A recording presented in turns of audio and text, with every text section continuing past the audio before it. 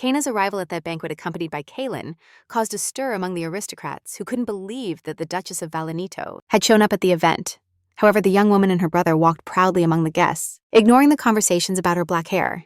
Now it was time for new rumors in the aristocratic world. The recap manhwa young woman of astonishing beauty looked nothing like the helpless Kaina. Addis, the Duchess of Valenito, passed by them, proud and confident, but not at all scared or despised. Princess Lillian watched the couple's parade from the terrace, but didn't rush to comment on what she saw while Isabel was terrified by the new rumors that would soon attack her. The princess examined Kaina calmly. Many young aristocrats began to talk about the beauty of the Duchess of Valenito, ignoring anything else. The young woman noticed lustful glances towards her, but everything was going according to her expectations. However, she was irritated that Kaylin wouldn't step away, even though the time for accompanying her had long passed. The young woman signaled to her brother that the agreement was fulfilled, but he wouldn't stop looking at the crowd and refused to let her go. The boy took his sister to the farthest table and evasively answered all her questions about his behavior while offering her a glass of wine. Kaylin kept his attention fixed on her, which irritated Kaina even more, since as long as he was by her side, she couldn't carry out her plan. Kaina noticed that since she arrived at the banquet, Princess Lillian hadn't stopped observing her, and her whole scheme had been designed for the princess to meet the girl who desired Sylvian Valen. But as long as Kaylin was next to her, she couldn't approach the princess and didn't know how to shake off her brother's attention. Suddenly, among the crowd of guests, a kind voice was heard. Its owner expressed surprise at seeing Kaylin at the banquet. A young man made his way through the group of aristocrats, who spoke nonsense just to get closer and give several compliments to the girl. While the stranger tried to be nice, Kaina was surprised by his pretense of not knowing her, since all the guests knew that next to Kaylin was Addis Kana. The stranger introduced himself as Colin, and the girl immediately understood his intentions, since he only noticed her for her appearance. Behind the nobleman's kind words, she clearly heard the subtext. He hadn't expected to see so much beauty after all the rumors about her ugliness. Colin got so close that he took her hand and began to convince her to meet again after the banquet. Suddenly, the aristocrat's wrist fell under the tight grip of another hand, causing her to scream. Kaylin was furious. He ripped Colin away from his sister's side, while the latter tried to justify that he had no hidden motives in his approach to the girl. Kaylin didn't care about the lame excuses. He warned the boy that he should return to his fiancée. Kaylin's face burned with rage. He decided to take Colin to the garden personally, where he would spend the rest of the evening with his future wife, pushing the aristocrat forward and heading after him.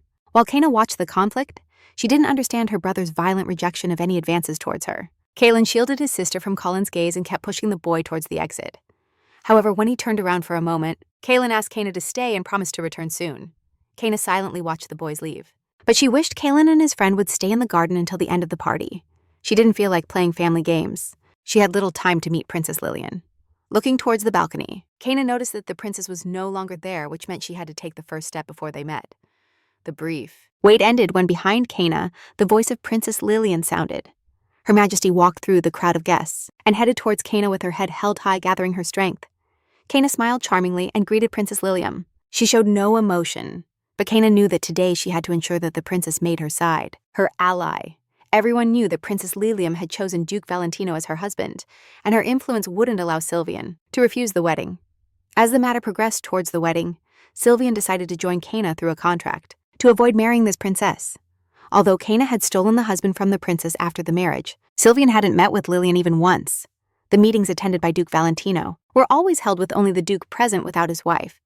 With each new banquet or dinner without the Duke's wife, more resentment arose in Lillian's heart, as she couldn't understand what was so special about Kana Addis. And now that Kana Valentino had arrived herself at the banquet, in honor of the birth, Lillian didn't know what to do. The princess reluctantly recognized that Kaina was the only one among all the guests at the dinner she wanted to meet. Kaina's courtesy didn't impress Lillian, who declared that he was not a man upon whom feminine charm could work. The princess's frankness surprised Kaina, but it was better this way since both could be clear about their goals. With enthusiasm, Lillian pointed with her fan, hiding a smile, as she understood the game that Kana had started. Without wasting time, Lillian declared that Kana had stolen what was rightfully hers for not winning over Sylvian. Lillian demanded an answer about why Kaina Addis had started the whole game with her wedding. The princess's mood changed. She hinted that she wouldn't tolerate Kana trying to evade the truth. Kaina still didn't respond, but the way the princess interpreted the subtext of her actions impressed the young woman. Kana stated that she attended the banquet for her husband, as the rumors about his indifference towards his wife had surely reached Princess Lillian's ears. Lillian had been attentive to the Duke's situation for a long time. Some aristocrats shared that Duke Valentino was very distant with his wife. Lillian reminded Kana that relationships in the Valentino family had always been tense, but the young woman replied that no change in the Duke's character should be expected.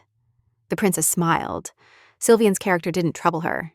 She even considered it a unique masculine appeal. Kana felt uncomfortable with that carefree attitude towards the Duke. It would surely lead the princess into trouble. The young woman opted to get to the point, stating that she was tired of her husband's indifference. After that, Kana began to play the role of a weary wife, as after so many years of cold relationships, she no longer had the confidence necessary to continue with the marriage. The princess didn't rush to rejoice. She patiently scrutinized the Duchess's words like a snake. But when she claimed that she had returned to her family home, and the divorce had complicated matters, something that was hard for the aristocrat to overcome, Kana perceived the evident interest in Lillian's eyes, so she insisted on convincing her that for her, the honor of the Addis family was the most important. That's why the Duke of Addis didn't approve of the divorce, but now that the marriage couldn't be saved, Kana was trying to use any method. Princess Lillian listened attentively to the Duchess's words, even stopping to wave her fan. Kana had several options to pressure the princess. She could spread rumors about her husband's infidelity and his inclination to cheat, or if the princess decided to act and recover Sylvia and Valentino, she could use the status of the imperial family to pressure the Duke of Addis.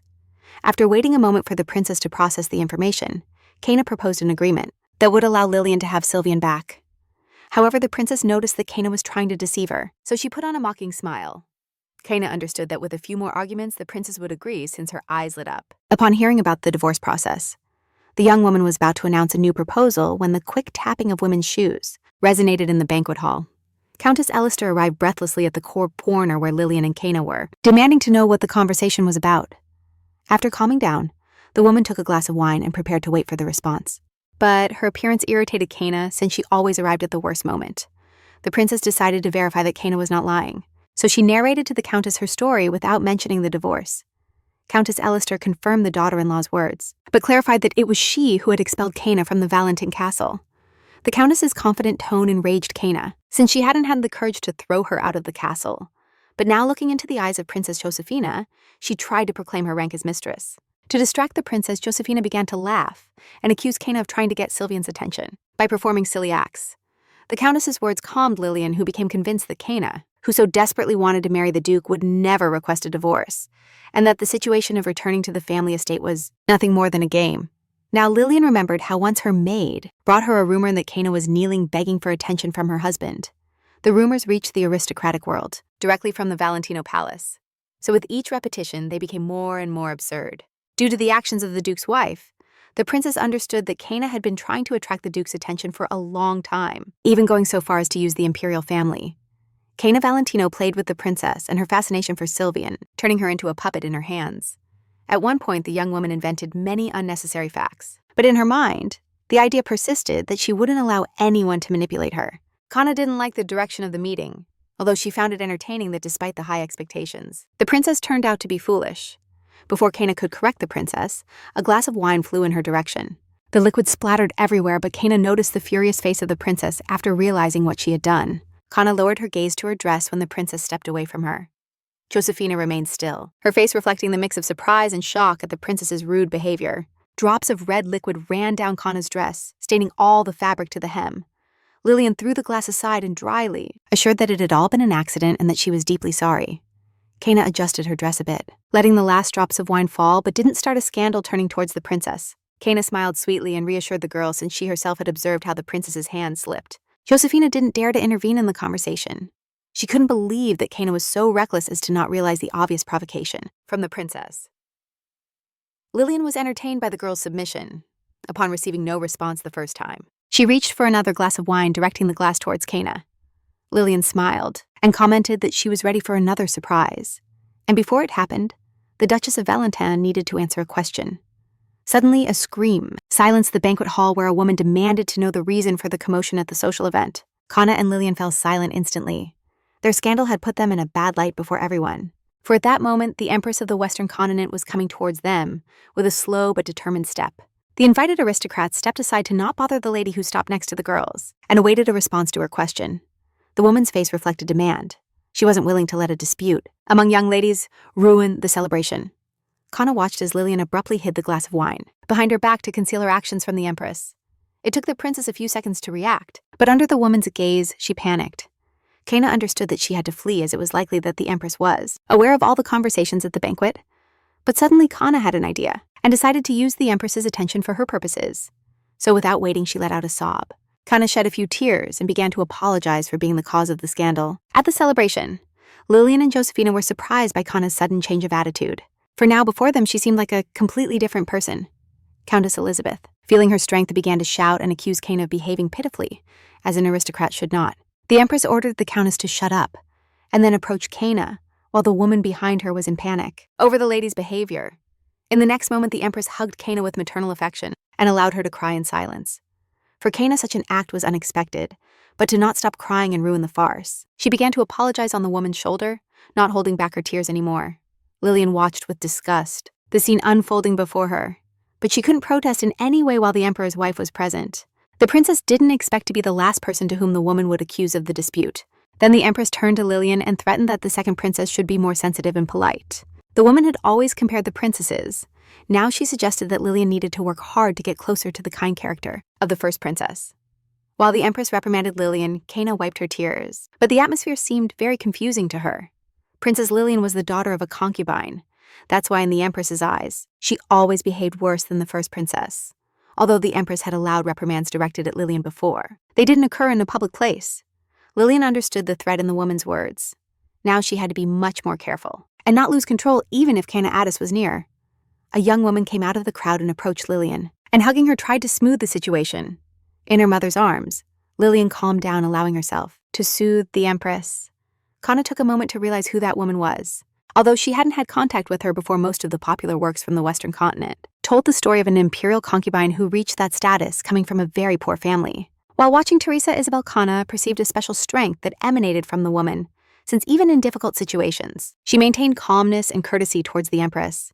Perhaps the recap manhwa concubine's words convinced the Empress that Lillian would not show rudeness again, but in any case, the woman stopped shouting, holding Kana's arm. The lady headed for the stairs, asking Teresa to supervise her promises about the behavior of the second princess, leaving behind the surprised guests.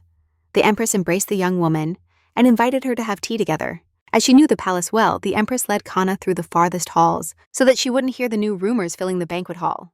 The sudden concern alerted her. That's why she had to understand the Empress's hidden plans, as she had taken her to the most secluded room in the residence. The butler opened the doors when the lady invited Kana to enter the room for a private conversation. Letting the Empress pass, the young woman paused for a moment on the threshold. Now the party was no longer boring for her, but she wasn't ready to play in the imperial games. Before attending the banquet, Kana spent a lot of time in the lab with Ray during their joint work. The young woman learned from the maid that since they introduced control over medicinal herbs in the capital, she hadn't practiced medicine. The alarming thing was that all those who cultivated herbs received the seal of charlatans who refused to obey the first princess. Suddenly, memories came to Kana's mind as the Empress led her to the room, where a young girl awaited them on the sofa in the dim light. A girl sat there, whose face was hidden behind a dark veil. According to the Empress, it was the first princess of Aslan, Amelia. The princess didn't flinch when Kana politely introduced herself, bowed and glanced at the princess. Now she understood that the Empress had come personally to fetch her to the party. Many questions assailed Kana's mind, but she remembered the bandage on Lucy's face during their first meeting and realized that the only reason to hide the princess's face could be due to a skin disease. The ladies settled around the table when the maids brought them herbal tea. The Empress was straightforward. She knew about Lucy's treatment and wanted to learn more about the new remedies. Kana was alert. All the information about Lucy's treatment was a secret of the Addis family, so the Empress shouldn't know even the smallest details. Noticing the unease in the young woman's eyes, the woman encouraged her and advised her not to feel shy. The Empress confessed that it was Chloe Addis herself who had talked to her about Kana's treatment methods, and that information was a surprise for her. She knew that Chloe Addis never acted without a purpose, so the recommendations about Kana's abilities could be a trap, but suddenly she realized that all of this was a provocation, and that the Empress had been luring her into a trap from the beginning. If she refuses right now to treat Princess Amelia, her peaceful life is likely to end. If she accepts but fails in the treatment, she will be labeled a charlatan, and Lucy will also have problems for complicity in the deception. After evaluating the options, Kana was reluctant to admit that she had merit in Lucy's treatment, although she kept silent about the possibilities of curing the princess. For the Empress, it was enough that the rumors turned out to be true. Turning to her daughter, the woman ordered her to remove the bandage from her face. The princess didn't move from her place. Her body was tense, but the Empress didn't want to wait and demanded that she show her face. Tension arose between the mother and daughter. The young girl refused to take off the veil, which deeply angered the Empress. Without a minor discussion, Princess Amelia abruptly tore off the scarf, causing surprise on Kana's face. In her anger, the princess waved the scarf, though even from the shadow of the room, strange spots on her face could be seen. Upon closer inspection, Kana noticed that the spots had a reddish hue and the skin around was peeling. It turned out that the old rumors about the incurable disease of the first princess were true. There were many theories about the young woman's ailment, but among the aristocrats, everyone agreed that an incurable master was growing in her body. The Empress explained that numerous doctors had failed to cure her completely, and recently the symptoms had worsened. Kana was the woman's last hope, but without a complete examination of the body, she couldn't judge if the disease was curable. The Empress pressed the young woman for the examination, but Princess Amelia didn't like this decision. Amelia had already removed the veil, so that should be enough for a medical assessment. It was evident that her own appearance disgusted her. That's why she reacted so aggressively to the examination. But the Empress ordered the young woman to undress and show all the spots on her body, a command that left her frozen. Kana was uncomfortable witnessing such treatment towards the princess, but she didn't want her to take off her clothes. Now a deathly silence reigned in the room. The princess was embarrassed by the Empress's order and didn't know how to act. Biting her teeth, the princess tried to contain her urge to insult her mother, but that didn't last long. And the next second, she asked the Empress with a sarcastic shout what else she would have to do after having shown herself as a half-naked clown in a dark room. Kana hadn't participated in the conversation. Family relationships didn't concern her, but she felt compassion for Amelia. Emotions took the lead with the princess, in a fit of argument proposing to go out without the veil to the banquet hall, so that not only Kana would laugh at her appearance, but also all the guests of the event.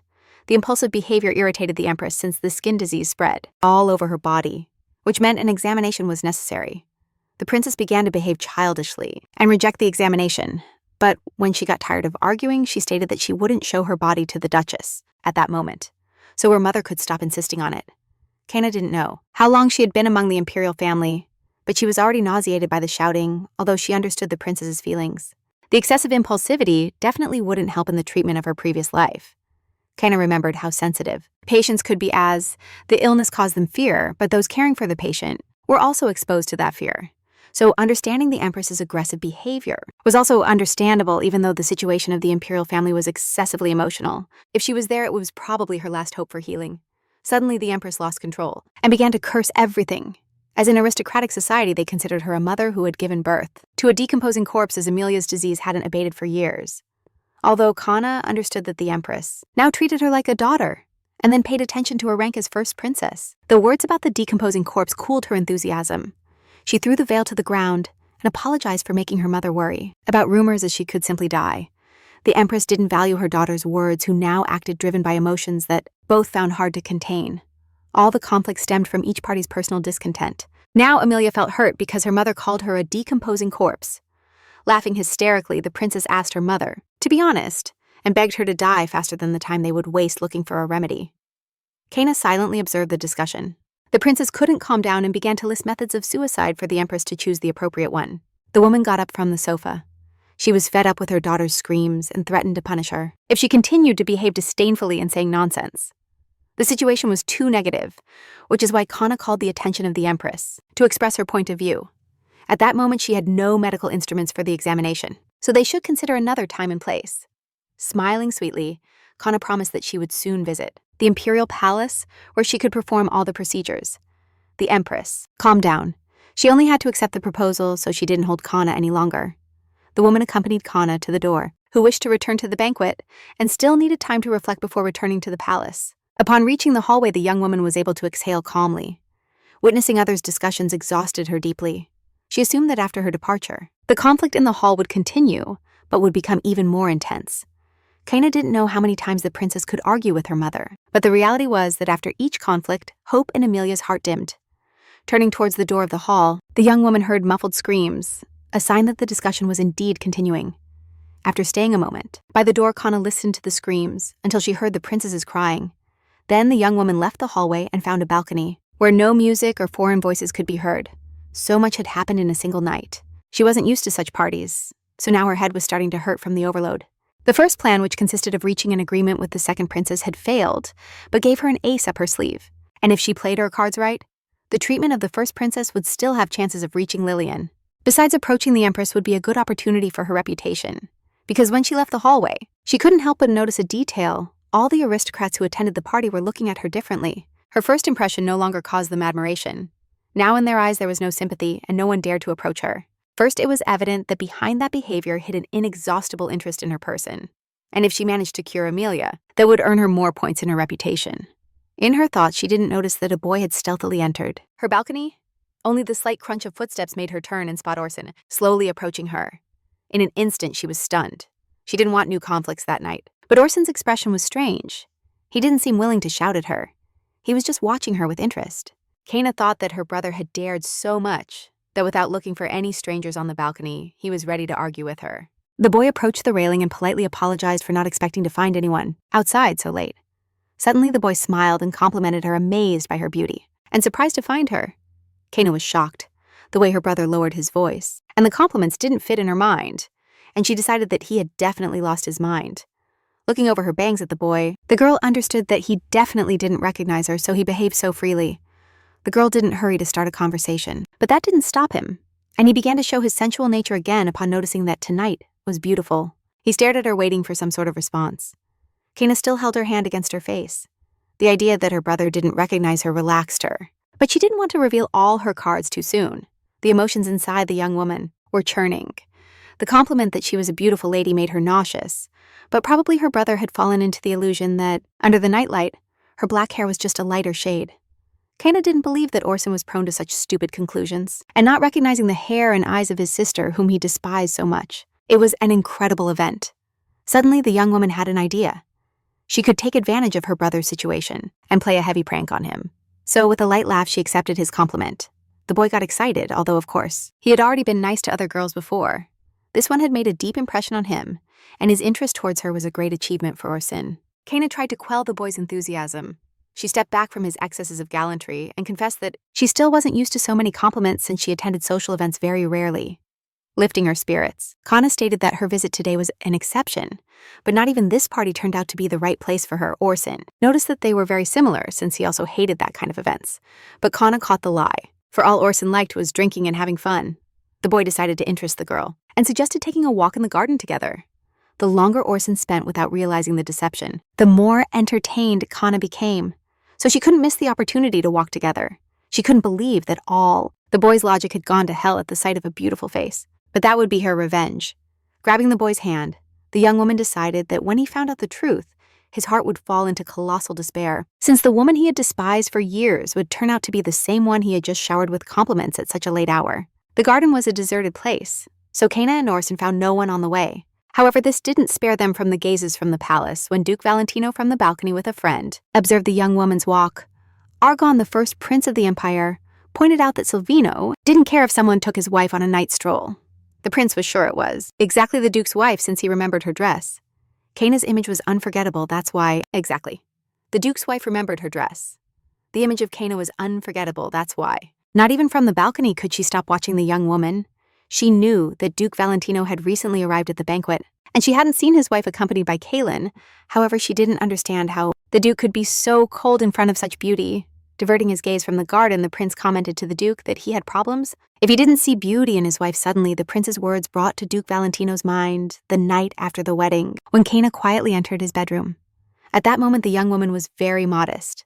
However, as she insisted on fulfilling her marital duty, she surprised the Duke a little that night. He understood that he was indifferent to his wife, so he didn't let her stay in his room. The prince's voice interrupted the man's memories, who, without hesitation, commented that he would definitely prefer a young woman like Kana, casting one last glance at the garden. Argon admitted that he didn't identify who the young woman left with, even though the stranger had polite manners. He knew that the couple planned to enjoy some time alone. The prince was interested in the Duke's reaction, even though he was quietly drinking wine in the background. He knew that it mattered to him who his wife left with. Argon smiled when the Duke looked at him, but didn't say anything. More than a comment about Silvino's wedding, the stroll with Orsini turned out to be prolonged. Now the couple had arrived at the central booth of the garden. The recap manhwa boy confessed that he wasn't like the aristocrats. He didn't need multiple wives because he wanted to dedicate himself entirely to one woman. At first, Kana found his thoughts amusing, but then she became alarmed, knowing that if Orsini became the head of the family, his wife would suffer a breakdown.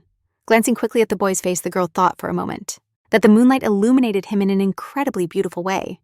Instantly, she looked away and contained her thoughts. It wasn't in her best interest to admire the beauty of such a despicable guy like Orsini. Noticing the girl's shy gaze, Orsini decided that his words had an effect. So to reinforce his stance, he added that his goal would be to make his wife the happiest woman in the empire.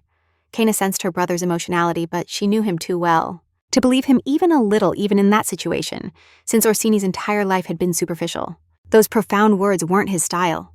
Suddenly, Orsini stopped and turned to the girl. He was shy, but for some reason, he felt the need to apologize for his words about marriage. The boy confessed that before meeting her, he had never thought about starting a family. And that confession convinced Kaina that she hadn't been wrong in judging her brother's habits. By exposing the lie, Orsini looked down at the ground to avoid seeing the girl's sad face. Clenching his fists, he stated that he had always despised men who used those words to impress women, but today he had ended up being one of them. Focusing his strength, Orsini confessed that he had acted that way only because he had fallen in love with the girl from the very first moment. The unexpected confession left Kaina stunned. She understood that his game had gone too far, but now that the boy was in her trap, she was glad that he had dug his own grave. The anticipation of seeing Orsini suffering from the unfortunate encounter warmed Kaina's heart, as she had never experienced such embarrassment. The boy realized he hadn't asked her name and decided to remedy that omission. Suddenly, the garden resonated with Kaina's laughter, but there was no lightness in her. Rather, the girl was trying to contain a nervous breakdown. The boy was bewildered since the girl's laughter wouldn't stop, and he certainly hadn't said anything funny. At that moment, scared Orsini began to tremble. He felt many emotions but didn't understand why the girl was mocking his feelings. After catching her breath, Kaina stopped laughing hysterically. The situation should have ended by now. Turning to her brother, the girl asked why she was the only one who found the situation funny. Only after those words did the boy realize that the mischievous look directed at him resembled that of his sister. The boy was terrified. He had never felt so vulnerable nor revealed his feelings before, but Kaina already perceived his position of strength. She began to mock her brother, as according to imperial laws they couldn't marry while being close relatives. With each new word from Kaina, darkness loomed over Orsini even more, although the final straw was when she happily announced that she was already married. Kaina was trying to say something spicier, but he grabbed her arm tightly. He squeezed the girl's body so hard that he surely left bruises, but he didn't care. He threatened to kill her after that. Kaina wouldn't be intimidated for long, so she took the chance and told Orsini to keep his promise, panicking the boy. Orsini stopped shaking her. She reminded him of the past and that he was now much softer than as a child. Noticing his hesitation, the girl reached out her hand to his face to draw his gaze. She held his cheek with her hand and asked him to act like always, to make her cry and have chapped lips. Moving her hand from the boy's face to his collarbone, the girl asked him again to remember the past and not leave any part of her body untouched. Seeing that the boy didn't move, the girl pulled him toward her with a sudden movement, giving him the chance to act. Like always. In the imperial palace, the celebration continued while a tragedy unfolded in the garden. Kaina was testing her brother's patience by reminding him of his own words when he promised to hug her, only when she was good enough for him. But the silence and inaction irritated her. She wished Orsini would act like usual, getting angry to the point where her eyes turned red. Something strange was happening between them, and her brother's slow reaction didn't indicate that he wanted to take revenge on Kaina for the humiliation she inflicted on him. Although Orsini was holding her, the boy actually thought he was the one who had fallen into her trap. So smiling disdainfully, he tried to sound calm while insulting her with derogatory words. However, his throat tightened and wouldn't let him shout stronger insults than those he had already uttered. Determined not to accept the situation, the boy shook the girl and insinuated that he could devise a more clever plan of deception than hers. The girl's calmness shocked him, but the ease with which she touched him put him in a panic. Catching sight of his brother's frightened look, the girl joyfully announced that she had achieved victory in their long rivalry. The boy swatted away the girl's hand and cursed that girls like Kaina would never attract anyone, but there Orsini didn't hold back and with a strong push threw the girl's body to the ground. The boy trembled, something unusual for him. A few years ago he would have used his fists, but now he was even afraid to push her too hard. Sitting in the grass, Kaina watched Orsini's back as he turned away without paying her any attention. The girl was surprised that he simply left without shouting or insulting her after the humiliation he had inflicted on her. Kaina knew that after drinking, Orsini became more aggressive, but his behavior surprised her, and she could do nothing but remain silent. Orsini left and Kaina laid back down on the ground. After so much effort, she failed to get the reaction she was looking for from her brother. She wished Orsini would raise his fist with such strength that it would leave a mark on her skin that the boy would see for a long time when they crossed paths in the mansion. And after such an injury, she would go to see their father and complain about her brother's attack, forcing the Duke to allow her to leave the mansion. The bruises from her brother's fingers on her shoulders didn't serve as proof of aggression. Besides, they healed quickly. She sighed, annoyed. She no longer expected the night to get any worse, although one thing satisfied her: Orsini's face the moment he realized he had been cruelly deceived and burned with shame. After sitting for a while on the grass, he understood that this outcome would be enough to stay away from Orsini for a while. After rolling around on the ground, the young woman's dress was covered with small blades of grass. When she tried to clean it, she heard a soft crackle of grass behind her on the other side of the meadow, illuminated by the moonlight. Duke Valerio was there. His face was indifferent, although his presence to meet with Cana seemed suspicious. The Duke's arrival was sudden, so she couldn't guess how long he had been there or what he had seen. In the last moments, the silence between them was unbroken, while the young woman grew anxious, in case he had seen anything else. The man observed her calmly. Cana didn't feel like talking when she got up from the ground. To leave the garden. The Duke's voice sounded. She still had grass on her dress, and the girl froze. The situation was different from the ones she and the Duke lived together. She turned slowly to ensure the Duke Valentino was indeed in front of her. Cana was quite alarmed that the man had spoken for the first time in her direction. According to Li Juhua's memories during their 7 years of marriage, the Duke had always been the type of person who responded and didn't initiate conversation. For him to now decide to talk about the grass became an unprecedented event in the life of this married couple. To avoid seeming rude, he examined the dress. Although she suspected that the Duke had personal motives for starting the dialogue, she saw no strange leaves in the silk fabric. So when the man approached, she was alarmed. The Duke walked toward his wife calmly and somewhat enjoyed giving her attention. Cana felt a slight touch on her back, which frightened her since Sylvian Valentino had never touched her himself. Pulling away from the man, she demanded to know what he intended to do behind her back, but the Duke showed a blade of grass that he was holding between his fingers, the one he had just removed from his wife's dress. Cana took several steps back and asked him not to do such acts in the future. The man's patience ran out. He threw the leaf and harshly pointed out that the man who was with his wife didn't even bother to clean. The Duke wasn't kind and clearly expressed that Lady Cana had bad taste in men, as their secret meeting was very tense. Cana was distraught. She couldn't believe that the Duke truly hadn't recognized Orsini when he left the garden. The bright orange hair was a distinctive feature of the Aedis family, and it wasn't hard to miss Orsini, the best swordsman in the Empire who sometimes traveled with Duke Valentin, to fight the Black Fog. The situation seemed absurd, and Cana refused to believe in such happy coincidences. Until that moment, Sylvie and Valentine had kept Cana close only to ward off other women who dreamed of marrying him, but everything changed, and at the Valentine estate a chain of concerns began, due to Cana's behavior. That's why the Duke had to be more careful, as a scandal could arise with the Valentine family at the center. The Duke's rage could end up with him having to replace his wife, who stained the name of an ancient lineage. If Sylvain Valentine requested a divorce, Duke Addis wouldn't dare to deny it, as he had done with his daughter. Evaluating all the odds, the young woman approached her husband and stated that her taste in men was terrible, since that was what led her to marriage. The girl tried to feign innocence. When the Duke understood her game and began to ask questions about whether his wife would admit that her taste was bad, the man allowed himself a daring gesture. He brushed her cheek and, smiling, asked what her encounter in the garden with an unknown man who left the ground messy and her dress wrinkled looked like.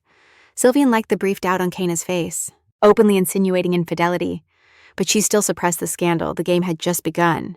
Cana understood that her husband had caught on to her hidden motivation, which is why she decided to take advantage of the situation with Orsini. Until the end, the girl asked her husband not to meddle in her life, since he had never given time to someone as despicable as her. Sylvian pulled his hand away from the young woman's face, calmly assuring her that he didn't care what Lady Cana did, but he had to handle the honor of the Valentine family with care. Leaning over her, the Duke suggested that he should better understand the rules of the game, since they were out in the open. Having affairs on the lawn equated only to animal behavior. His words caught her by surprise. She didn't fully understand his analogy about outdoor animals. Each new word struck her tranquility. Now the man spoke openly that she didn't behave like a noble lady. Cana pretended she actually wanted to provoke her husband so that he would decide on the divorce himself. The fact that he dared to accuse her of dirty acts when he had never touched her enraged her.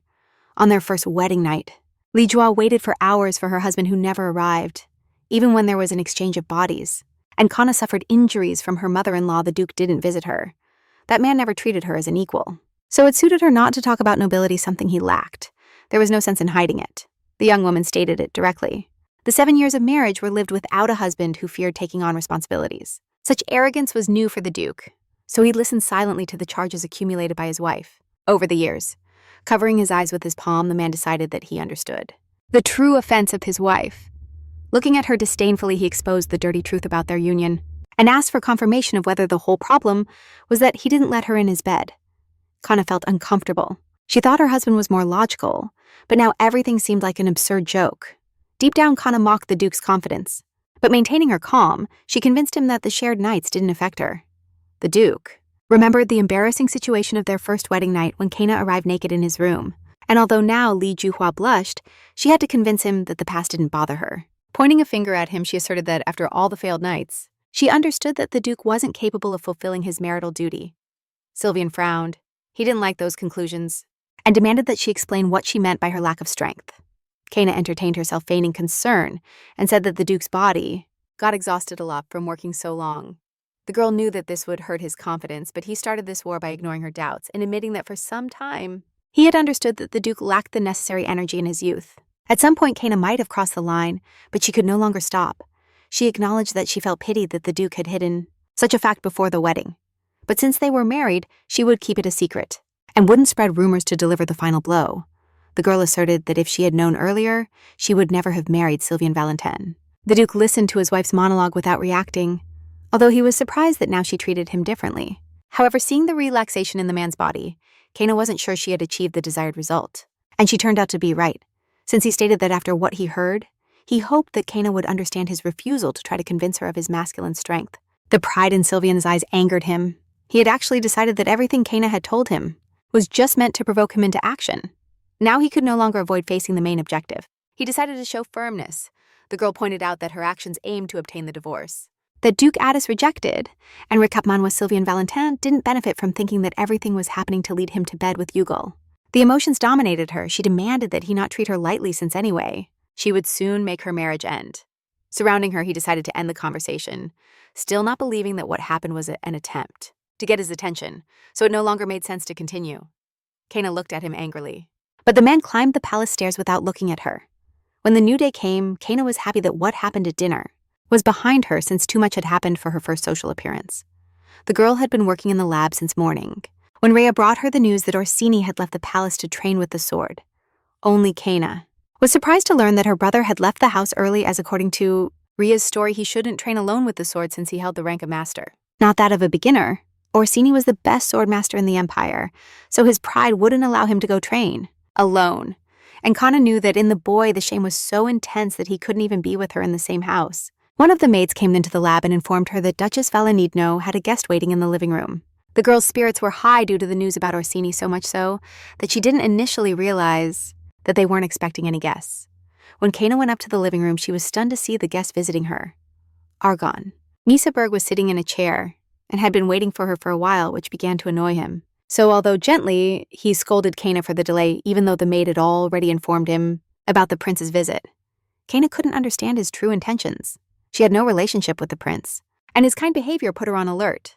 When Argon approached, he couldn't resist and took the girl's hand, since many ideas about the beauty of the eldest of the Hades family had come to him since dinner. Without hesitation, the boy kissed her hand and tried to flatter her with a compliment about her beauty. Kaina didn't know how to react to such a close greeting, so she limited herself to a dry thanks.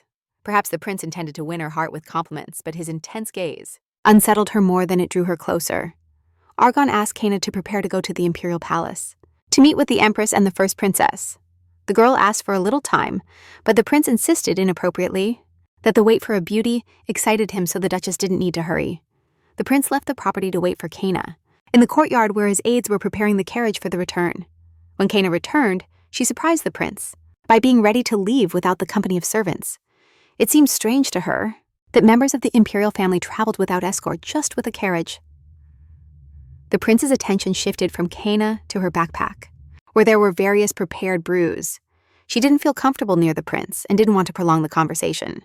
As soon as she responded dryly to his question, the prince stepped back and announced that during the trip he would read a book. That quick retreat alarmed her even more.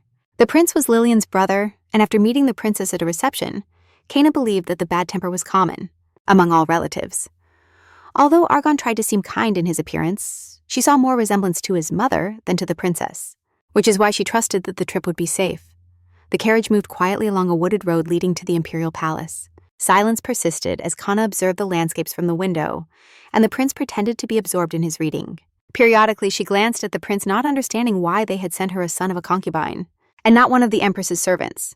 The treatment of the first princess was a delicate matter, and sending a son of a concubine, who competed with the empress for the place of the son on the throne, was reckless. Her thoughts were interrupted by the noise of a book being slammed shut and by the prince's suspicious question asking what worried her. The carriage continued moving through the forest, so Kana couldn't hide and had to start a conversation. The boy mentioned that in the palace they were discussing how Kana cried at the banquet after the second princess shouted at the Duchess. The prince's actions contradicted his promises. He stopped reading the book, and now all his interest was focused on discussing the previous dinner. The boy laughed. He also wanted to see the Duchess crying. But during the discussion, he was on the balcony. Then he opened the books again and resumed reading, but the hasty comment about seeing her tears soon scared Kana. The carriage fell silent.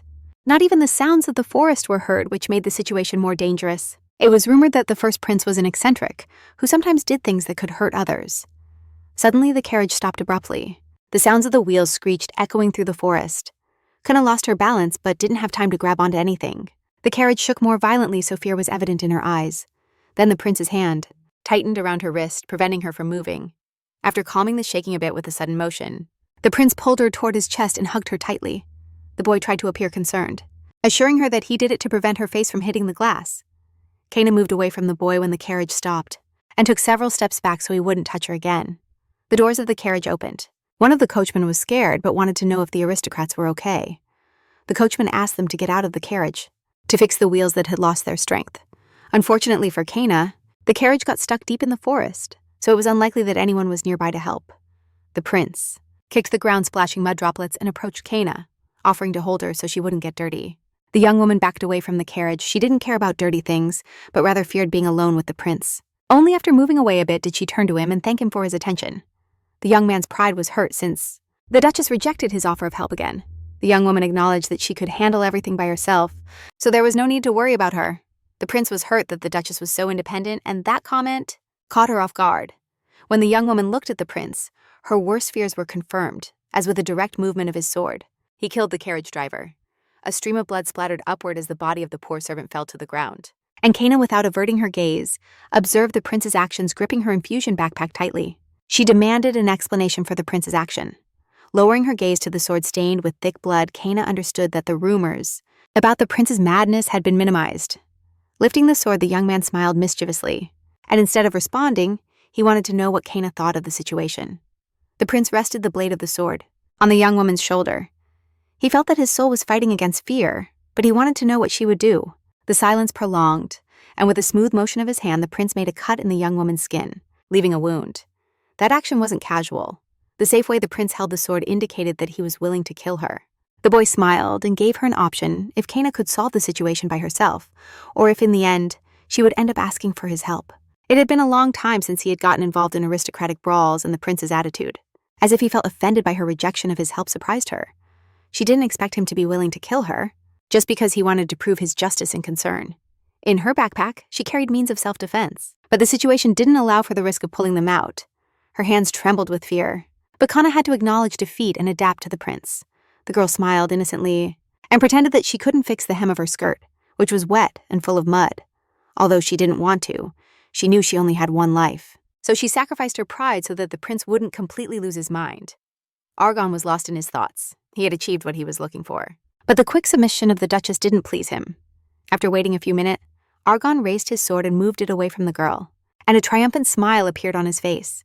Suddenly, from among the trees, several soldiers in black cloaks emerged who had been watching the cart from the beginning. The prince ordered them to repair the cart and then accompany them to the palace, since he had killed the driver. Kana managed to escape the trap since the prince had planned everything, especially for her to believe she was alone. If she had used her self-defense skills, she would have been killed instantly by the soldiers, hiding in the shadow of the forest. Argon kindly extended his hand toward the girl, proposing to resume the path. Since the Duchess was not allowed to walk with dirty shoes, Kana placed her hand in the prince's. She had to endure his company for a while until she was safe in the palace. Kana played along. Although her heart was racing uncontrollably in her chest, she couldn't show fear to demonstrate her superiority. The prince had to commit murder, so she would accept his help without asking questions. Getting into the carriage, Argon's mood was good, even though behind him was a blood-covered corpse. He didn't worry about it. They spent the whole way to the palace in complete silence. And when the carriage arrived at the entrance of the building, Argon abandoned Kana without saying a single word. When Kana met the Empress, the woman worried about the wound on her hand and wanted to call a doctor, but Kana rejected that attention. The Empress understood that the girl had problems with the prince, so she promised to give him a scolding. That night, when they accompanied her to Amelia's chambers, she was already calm, and her hands had stopped trembling. While the maid helped the princess take off her shirt, Kana decided that for now she didn't need the Empress's help with her problems, since she hadn't yet resolved her main dilemma. This time, the princess didn't resist the examination, and Kana could show her skills since an opportunity like treating members of the imperial family doesn't come around twice. On the princess's body, there were many reddish bruises. The skin was so inflamed that under the bruises, marks of pus and infection were visible. Noticing that the bruises had a round shape, Kana concluded that the disease resembled coin-shaped eczema. To discover the cause of the illness, Kana asked them to tell her all the treatments the princess had attempted. But the empress interrupted the conversation and asked them to bring the ointment that Amelia used for treatment. The maid returned with bottles of dark gray liquid that, according to the princess, relieved the itching. Upon seeing the medicine, Kana lost her speech as she couldn't believe it was possible for someone to have used such a remedy. Noticing the doubt on the duchess's face, the empress explained that they always followed the doctor's advice, which coincided with the treatment methods. According to the doctor's prescription, she should bathe several times a day with medicinal infusions and apply this ointment to the red spots. Kana couldn't believe that any doctor had prescribed a mercury-based treatment. When she entered university, she presented an essay on how in the Middle Ages in the West, they used mercury to cure skin diseases, while in the East, doctors were focused on creating a potion for immortality from this liquid metal. But none of the doctors knew the toxic properties of mercury, so these methods caused more deaths than cures. Now that she had returned from another world, she didn't expect to discover that similar treatment methods existed, so she had to find out how long the princess had been using this remedy. Thoughtfully, the empress confessed that they had started treating her recently, so Kana calmed down since in 2 weeks the princess's body wouldn't accumulate poison. The girl forbade the princess from using the medication from this bottle, but the empress didn't approve of this decision. The woman shouted that without this ointment, they couldn't fight the itching, which became more intense with each passing day. Amelia listened silently to the instructions. Now Kana had forbidden her to bathe frequently, to avoid irritating the skin. On the young woman's back, the areas affected by the disease were very deep. Water couldn't be applied there, only cleaned with a damp towel. The marks of pus and inflammation suddenly made the princess laugh. Prohibiting the use of medications meant she could die from the unbearable itching. To her gaze, reducing the time in the bath wouldn't help at all to get rid of the inflammation. Amelia began to scream. Now she doubted Kana's knowledge as her methods deviated from the practices that alleviated her life. The girl demanded that the empress get rid of Kana, since all her advice seemed like the rumors of street charlatans. But Kana remained calm and honestly responded that continuing with the old treatment would soon lead to the princess's death. The princess screamed, but Kana didn't listen to any more shouts, and firmly stated that the princess would never recover without her recommendations. In Amelia's eyes, panic appeared. She didn't know whether to accept a fleeting hope of recovery. Kana decided to go to the source and explained that the excessive aquatic procedures dried out the skin, which aggravated the illness. The young woman opted to mention the negative effects of mercury, but she quickly interrupted herself since she had to present it correctly.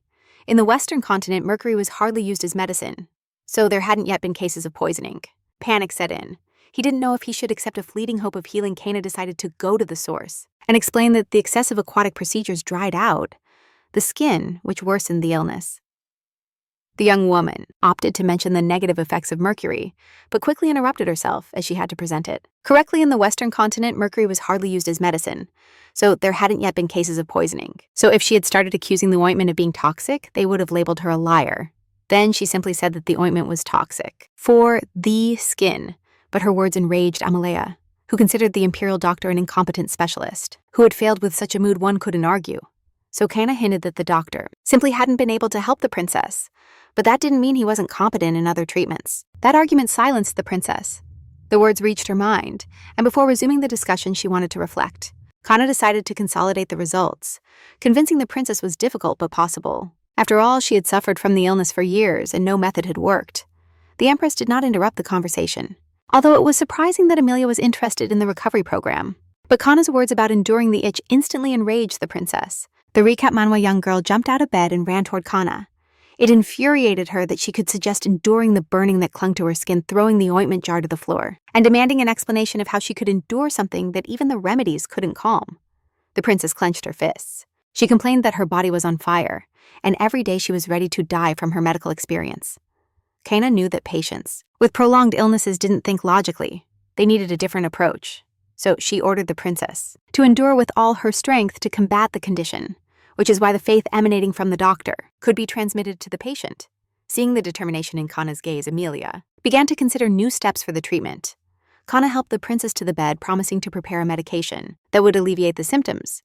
But first, they needed to change all the clothes in the princess's wardrobe to natural cotton clothing. Amelia struggled immensely to argue even now She didn't want to wear cotton clothes to avoid looking like a commoner. Holding the princess's hands, Kana reassured her, telling her that her skin would feel better in cotton clothes than in the silk dresses that aristocrats adored.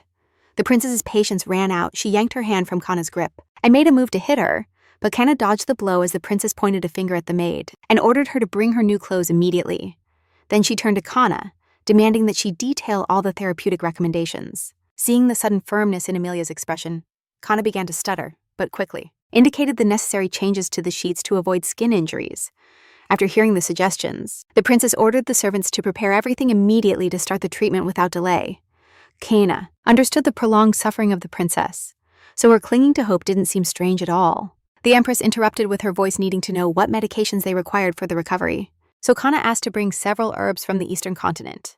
The woman vowed to use all her connections to get the necessary plants to heal her daughter. Inside, Kana celebrated having convinced the imperial family and guiding them toward a new medical approach.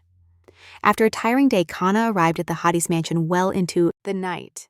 Kukr opened the carriage doors, but the girl was weak and couldn't get out of the carriage immediately. Regaining her strength, she got down without the coachman's help, but her health worried her. Her head was spinning. A red flush appeared on her cheeks from the impending fever, and the wound on her shoulder began to burn. The bandage on her shoulder soaked with blood, and the strong smell made her feel nauseous. Slowly walking through the hallway, Kana dealt with the dizziness. Although the wound wasn't deep, the psychological shock hit her hard. But she walked so slowly down the hall that she couldn't avoid running into Duke Alexander's Addis. By his clothing, the father was about to leave the mansion. Even though he had dark bags under his eyes, he looked the same as always. Noticing the father's hand on the sword, a strong shiver ran through her body. Her mind immediately recalled Prince Aragon and his threats in the forest that morning. Shaking her head slightly, she reminded herself that she was home, so her father surely wouldn't attack her with the sword. She prepared to pass by her father, but he appeared at her side in an instant and asked her not to leave so quickly. His gaze fell on the bandaged shoulder that she awkwardly pressed against her chest. Unable to contain the impulse, the father reached out his hand toward the wound that had caught all his attention. But before inspecting the bandage, the man lifted his daughter's chin to look at her tired face, not letting her go. The tone of his voice was not cold, but it demanded that she tell him what had happened. The hallway was silent. The father's words resonated through the room, but when Kana understood their meaning, she paused for a moment. Her father had never shown interest in her affairs, so now she wanted to quickly get out of his presence, lowering her head. She invented a common excuse about an accident and asked her father to let her go. She didn't believe he would be willing to listen to her. She doubted he would accept that his daughter had sacrificed her pride for her own life when she found herself in a situation where Prince Isberg ignored her rank as duchess and threatened her with his sword. The sad memories of the prince were compounded by Orsini's words in the garden when he assured her that no one would take care of her. The father held her face, while her thoughts swirled, but still concluded that she would resolve everything herself. It irritated her that her father's gaze expressed concern for her, so lying, she said she was already very strong. Kana planned to walk away, but suddenly he grabbed her shoulder, where the wound was covered with bandages, forcing the daughter to silence. He took the young girl's hand and carefully pulled it away to examine the injured area. But with the rough grip, new blood seeped through the bandages, staining the Duke's hand red. Now the Duke's tone was cold. He demanded with authority that she explain what had happened, but his voice didn't match his face, where evident fear showed at seeing the bleeding wound.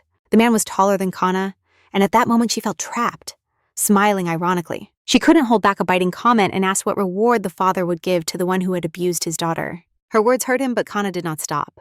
She laughed because someone before the Duke had shown her the consequences of showing her pride. Kana demanded to be let go again, since if the Duke had no intention of doing anything, she wanted to return to her room. The man's hand opened and the young girl could step away a few paces, but the Duke remained standing in the same spot. Kana didn't know why she had returned to this world. She had no family, no father. She also didn't understand why everything had to start over. So she left him alone. A white mist began to appear before her eyes. The dizziness intensified, and the last thing she managed to see was the outline of her brother, who managed to catch her before she sunk into darkness. Thoughts appeared in her mind that she didn't need a family like the Addis, but the thoughts of anger disappeared when, in her dream, she saw her mother Li Yu-hua, who always accompanied her during her mild illness. The dream was pleasant. Her mother and father, who promised to prepare the best soup for his daughter to feel better, were there, but also her younger brother, who enjoyed joking with her from time to time even though he never perceived danger in his acts. The younger brother had grown so much in the time she was Li Juhua that now she deeply missed their shared dinners. That dream was both happy and cruel. People she could no longer touch came to her through memories in her sleepy dreams. Kana regained consciousness, but it still seemed to her that her younger brother was sitting in front of her, whom she wished to caress on the cheek. Kaelin was surprised. He hadn't expected his sister to reach out to him and call him during her illness. When Kana completely regained consciousness, she understood that the dream had vanished and that she was in her room, where Kalinati sat beside her bed. It had all been a dream, and she would never again be able to stroke her younger brother's head. As before, covering her eyes with her hand, the young girl tried to calm herself. She didn't want to cry in front of Kaylin. The girl sat up in bed and asked Kalin about what had happened and how she had ended up in her room. It turned out that Kana had lost consciousness in the hallway, so Kaylin took her to her room and ordered the servants to take care of his sister. After that, he waited hours for her to wake up. The night was approaching dawn, so although he managed to sleep a little, his body remained tense from the shock of having seen someone killed in the forest. In fact, almost a day after the incident, his hands still trembled with fear for his life. But she had many important things to do, so she couldn't allow the past to ruin her plans in the present. She got rid of the sheets and headed to the laboratory. Kaylin demanded explanations about where the wound on her hand had come from and what had happened in the Imperial Palace. But the young girl ordered him to leave her room, since now that she felt better, she didn't need to pretend to be a concerned brother. Approaching his sister, Kaylin covered her shoulders with a blanket so she wouldn't get cold in the cool morning, then took the young girl's hand and asked her to tell him the truth about what had happened that day. The boy was embarrassed. He wanted to hear from his sister and tell her the feelings he had had in the last few hours. But Kana didn't want to waste time, so she forcefully pushed her brother's hand and headed for the exit. Kaylin followed her. He didn't understand why his sister was heading straight to the laboratory when she needed to rest. The boy blocked the path to the young girl. He was upset because he didn't know the reasons for her wound. However, this gesture did not stop Kana from reaching the basement stairs while her brother tried to convince her to return to bed and regain her strength.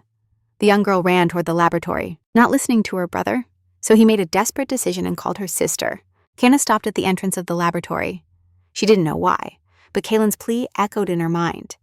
Kana wanted to be left alone today, so she yelled at Kaylin not to call her sister. The girl approached the boy and began to push him in the chest with her hands.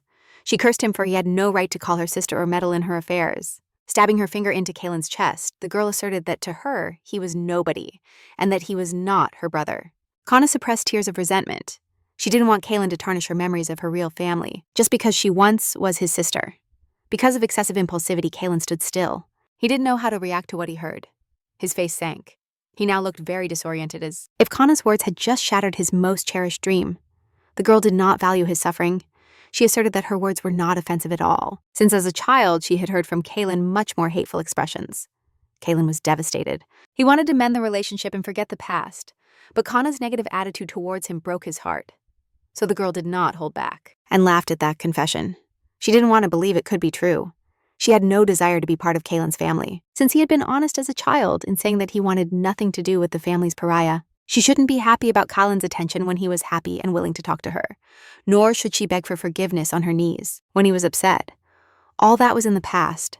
Now they were adults who each had to follow their own path. Every word hurt the boy's soul. The only thing he had the strength to do was ask Kana not to say such hurtful words. In the cave it was empty, so Kaylin's whisper echoed like an echo when he asked her not to drift away from each other since they lived in the same house. But suddenly Kaylin said he was willing to be close because Kana called him when she was unwell. The girl froze. She didn't understand what he meant because she would never have called him. Kaylin noticed that the girl had gone silent, so placing his hand over his heart, he asserted that he would always be with her and that she should trust him. For even from the depths of an unconscious dream, she herself had called him Vladchenki and hoped that he would take care of her. Kana didn't know how to react to such a declaration from Kaylin. The boy was genuinely convinced of the truth of his words and the strength of his intention to care for his sister. Kaylin knew that his sister had no one else, not Orsini, nor Isabel, not even their father could provide her the support he was capable of giving. Because even the night before, the father had only watched as Kana fell while Kaylin personally took her to her room. For the boy, the previous night had been like hell. He had barely returned home when he witnessed how his sister fell unconscious in the hallway. He didn't know what to do. His attempts to call the father had not worked. That night, Duke Alexander's Addis stood still like a statue while sharp, fierce feelings pierced his heart. The man silently watched his daughter fall. However, no matter how hard he tried to get closer, his legs wouldn't respond. Seeing his son pick up Kana from the ground, he tried to give some order, but as soon as he opened his mouth, the Duke couldn't make a sound. Fear paralyzed his throat. Dominated by his emotions, the man quickly turned around and headed to another room. That's why after what happened, Kaylin was convinced that only he could care for his sister. But all of the younger brother's hopes faded when laughter echoed through the underground corridor. Calm Kana admitted that the youngest she called was not Kellen. The Duke's behavior didn't hurt Kana, since it was presumptuous for Kellen to think he could approach, even a little to Zohan, whom the young girl had seen in dreams. Cayenne was stunned. He couldn't believe that his sister called someone else as apart from Orsini and Isabel she had no one else. Kana didn't want to explain further, but made it clear that in the 7 years they hadn't seen each other. There were new members in her life whom she considered younger brothers.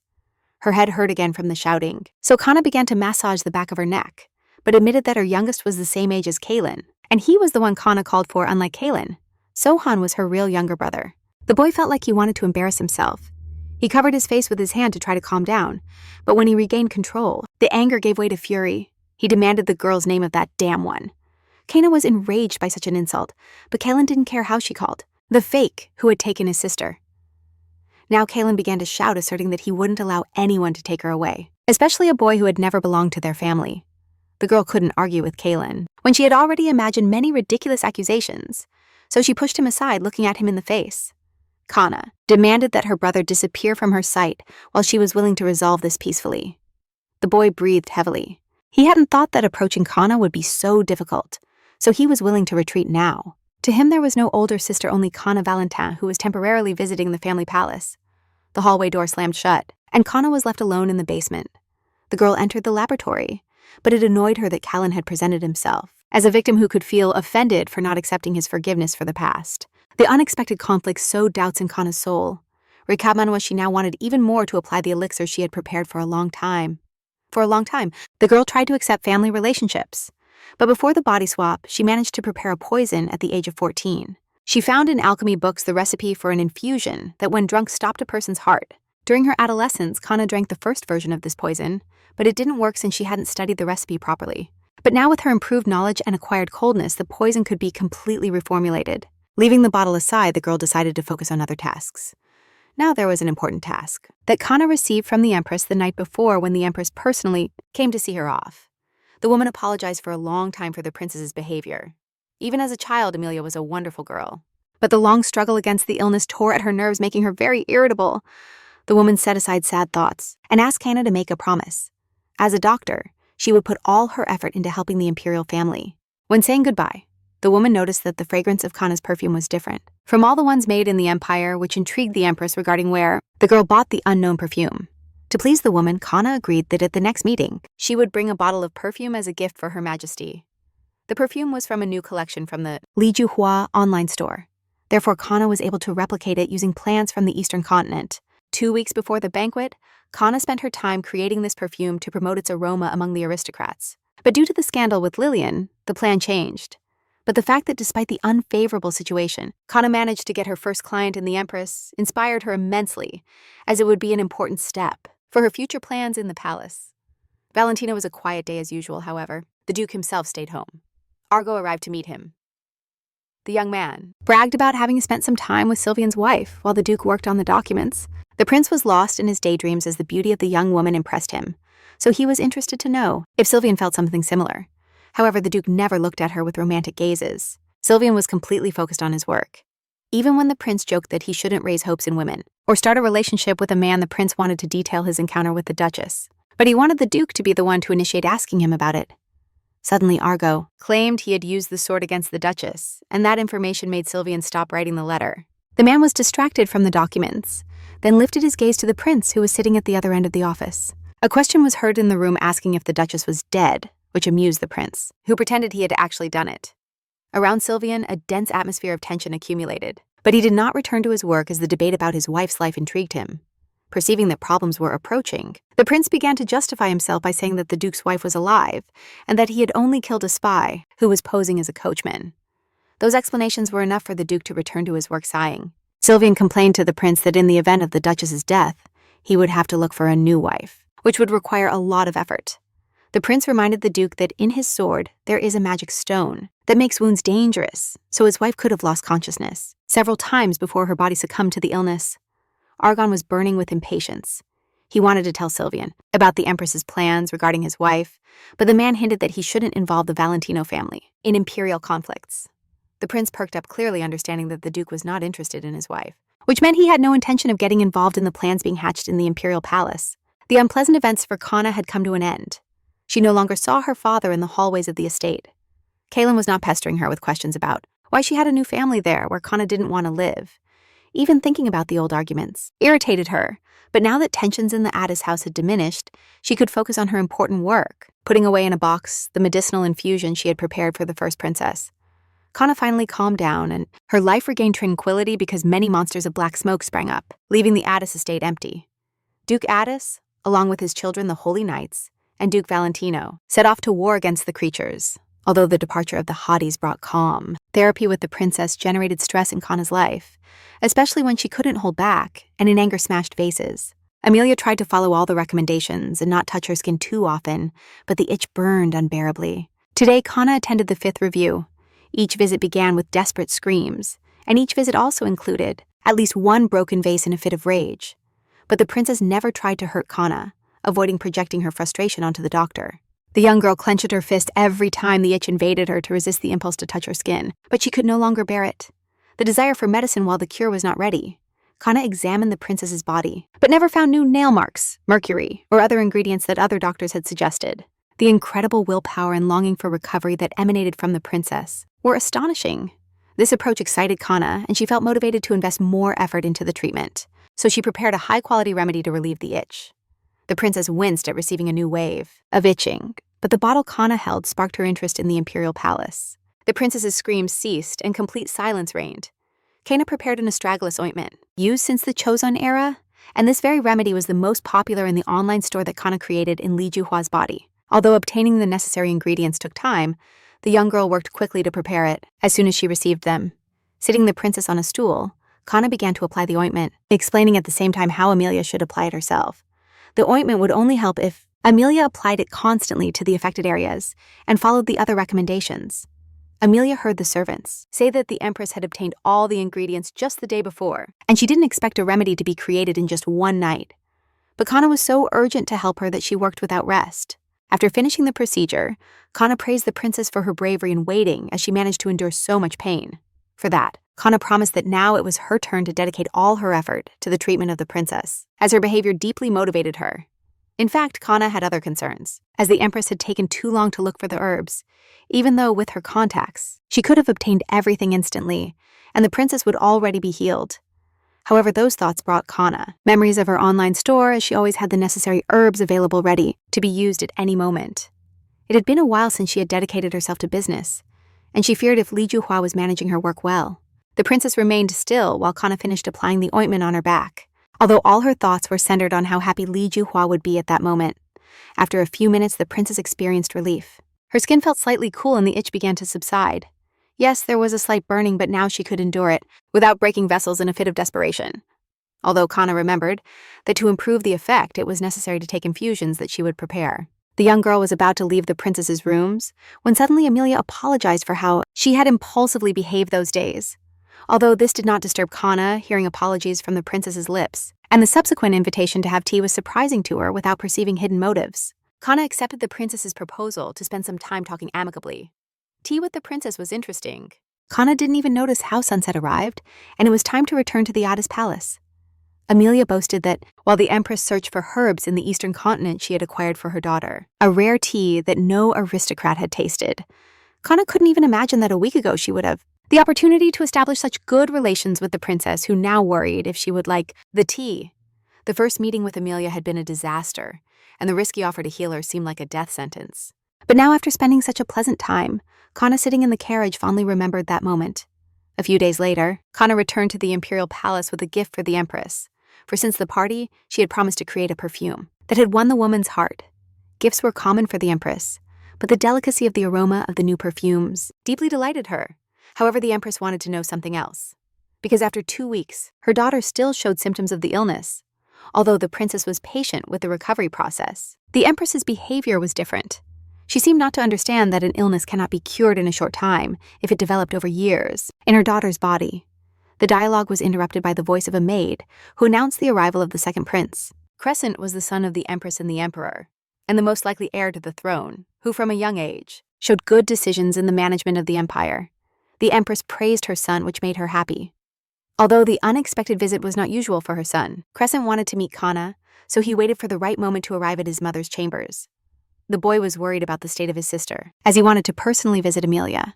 But the Empress advised him against getting close to her room, Suddenly, the Empress shouted to her son that he shouldn't go to Amelia's chambers for all. The walls of her bedroom were impregnated with microbes. The woman approached her son to demand a promise that he would never enter his sister's room, although she knew that Crescent rarely kept the promises he made to his mother.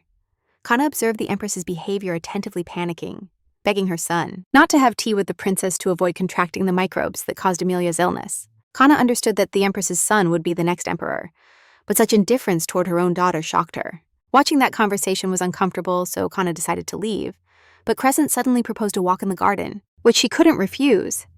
The boy confessed that although he had not attended Lillian's dinner, he had heard rumors about the beauty of the Duchess of Valentino.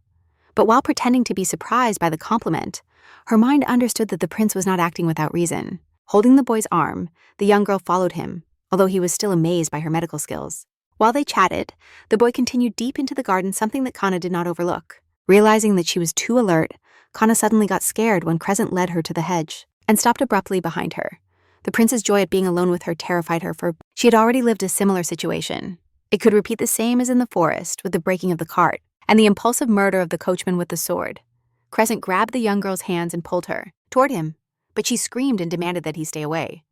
As she hurriedly withdrew her hands, the young girl suddenly noticed that a blue crystal had appeared in her palm, which Crescent had given her. The prince claimed it was an antidote that should help save Kana's and Amelia's lives. Kana didn't understand what was happening, but suddenly palace guards appeared from the bushes coming to apprehend her. The knights were armed and demanded that Duchess Valentina follow them. Before acting, Kana demanded explanations, but received a dry response. Princess Amelia had died, and they had to arrest her. The death of Princess Amelia shocked the imperial palace. According to the personal maid, the princess had felt unwell all day and had fought against fatigue. Suddenly, the princess began to cough blood while heading to her room. But at that moment, Amelia fell to the ground and did not get back up, although her throat continued to expel blood with hoarse gasps.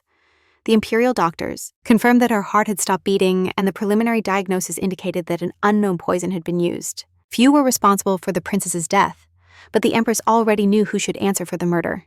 They confirmed that her heart had stopped beating, and the preliminary diagnosis indicated that an unknown poison had been used. Few were responsible for the princess's death, but the empress already knew who should answer for the murder. So without hesitation, she slapped Kana. The woman cursed her for trusting her hands, the health of her own daughter, and now Kana had destroyed her with such a disgusting betrayal. The knights watched. The scene from the other side of the cell, they were not authorized to intervene in the dungeons. A new blow echoed as the empress slapped Kana again. The young woman wasn't actively trying to defend herself. She no longer remembered how many blows she had received, so she didn't have the strength to justify herself to the empress. The empress argued that all the food and supplies of the imperial family were thoroughly analyzed for poison, and only through Kana's remedies was it possible to introduce something that could kill her daughter. The young girl again denied the charges. This further angered the empress, who needed a confession to ease the pain of losing her daughter. The empress longed for apologies, but Kana preferred to hold her ground since her medicines hadn't caused Amelia's death. The woman found it hard to contain herself. She firmly believed that Kana was the last person to visit her daughter's chambers before her death. She grabbed the girl by the neck of her dress and declared that Kana was indeed the murderer of the imperial family. In fury, she yanked the young girl's dress and pushed her aside. Such emotional actions quickly exhausted the woman. She wanted to recover a bit and ordered the guards not to feed or give water to the prisoner. Finally, silence reigned in the dungeon. Kana settled in the cell, understanding that the empress had an explosive nature. But it seemed the woman hadn't shown all her cards. These charges weren't the first in the young girl's life. That's why she wasn't worried about the outcome, since she knew for sure she was involved in Amelia's murder. When they captured her in the garden, they began to treat her like a monster. They even stripped her of almost all her clothes. Perhaps in the eyes of others, Kana was a woman with nothing, despite her family status opening any door for her. The coldness of her father and the indifference of her husband, known to all, indicated she was a duchess no one would ever protect. She had understood long ago that to survive in this world, she would need greater strength than she possessed at that moment. But not the strength of others, but to create a power that belonged to her. After the intense confrontation in the dungeon, the empress headed toward Princess Amelia's bedroom. The woman needed to ensure that her daughter had truly died. The princess's body lay on the bed. After the doctors examined her, no one dared to touch it. As soon as the empress saw the body, her breath stopped. Her hands trembled and tears began to form in her eyes. The woman couldn't believe that her little daughter had ended her life like this. The mother knelt beside Amelia, trying to hear her heartbeat, and until the last moment she wanted to believe that the doctors might have been wrong. But now, with her daughter's heart stopped, the empress could only regret all the harsh words she had said to the woman. She found it hard to find words since she couldn't express her regret to her deceased daughter. Suddenly, the emperor burst into the room upon hearing of his daughter's death. His entrance startled the woman. She began to apologize for Amelia's death. Lucas was furious and couldn't believe such recklessness from his wife, as only a fool would trust the treatment of someone untrained. The Empress made desperate efforts to justify herself, but even her own punishments for losing her mind and wanting to save her daughter were of no use. Looking at his daughter, Lucas felt defeated. His wife had always been a dominant and cruel woman, but she had never shown herself to be so foolish. The man reflected that Amelia's death couldn't be reversed, but he could still benefit from the tragic events. The Emperor announced that the next day they would hold a trial, leaving his wife stunned. Lucas and Saber knew that Duke Addis and Duke Valentino were busy with other tasks and sent on solitary missions, so they wouldn't receive news of the trial against Cana Valentino. The Empress didn't understand her husband's thoughts, but she already had the plan to hold the trial, taking advantage of her power and the death of the princess. The Recap Manhwa Emperor stated that since Cana Valentino was involved in the murder of the imperial family, the Hadis and Valentino houses would also face punishment. Since ancient times, the Hadis and Valentino families had been descendants of sacred knights, who always fought against the dark mist. The genealogy of these families was often considered more noble than that of the imperial family.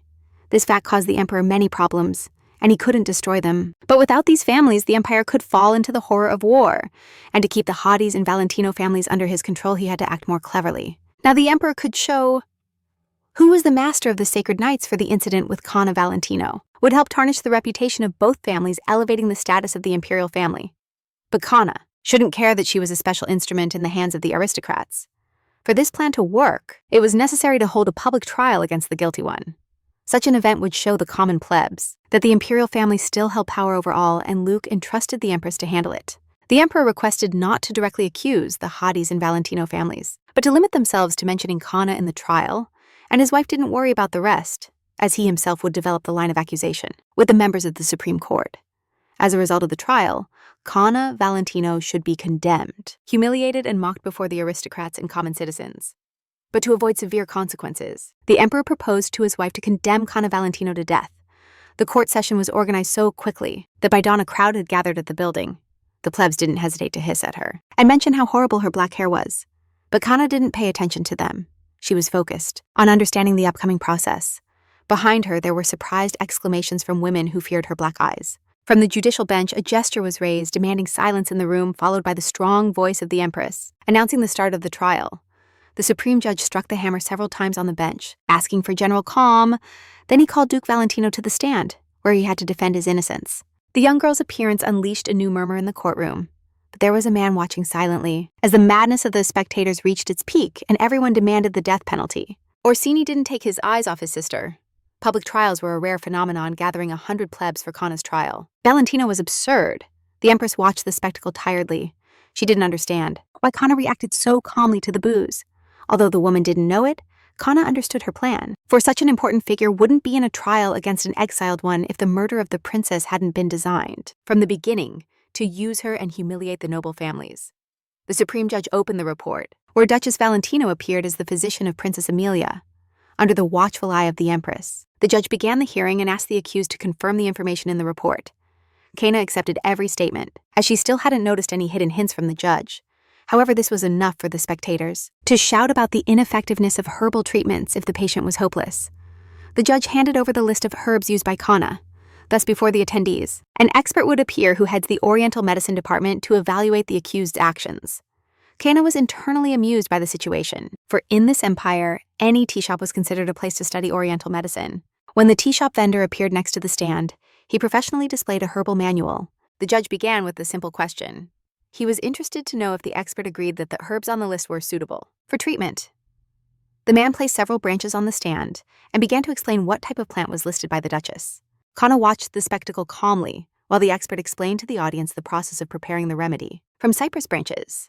Suddenly, the judge asserted that such a plant could be harmful, but the man tried to reassure him, stating that there was no risk with the branches. Focusing, the expert began with a confident look, explaining the beneficial properties of cypress that alleviated stomach pain. The unexpected assertion enraged the audience, as other rumors about the princess's illness were circulating. Several plebs began to debate the rumor of a rare skin disease in the nation. The expert felt overwhelmed by the public. Now from the crowd, accusations arose calling him a charlatan who used excuses from manuals. Raising his hands, the man opted to reveal more data, as he had erred in the first diagnosis. Thus, he now found a mistake in the treatment, as the infusions were made with more than 10 different herbs. The judge watched the expert closely, but when he assured that such a mixture would cause poisoning, he relaxed, realizing that, as an expert, he had avoided discredit. The man delved deeper into the topic of combinations, for if the princess had consumed the infusion of a single plant, it would have been more effective. Kana could no longer bear to listen to the nonsense, so she interrupted the man's speech with an energetic protest. The young girl stated that the expert was wrong about the basics, and that cypress did not relieve stomach pain, which surprised the judge. Kana clarified that it was the seeds of hyptide used against stomach pain.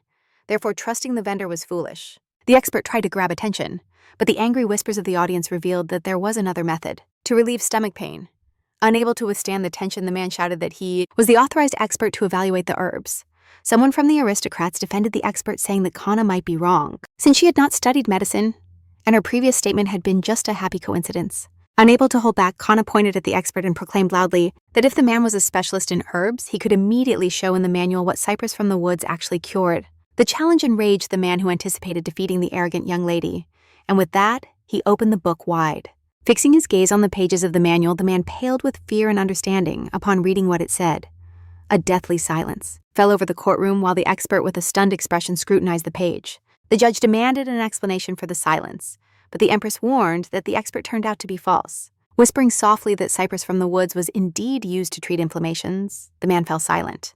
But now, his reputation among the nobles was completely destroyed as the ladies began to condemn that they would never visit his shop again, determined to completely ruin the vendor's status. Kana asked him to read aloud if cypress from the woods was the best remedy against skin diseases. The expert flushed with rage.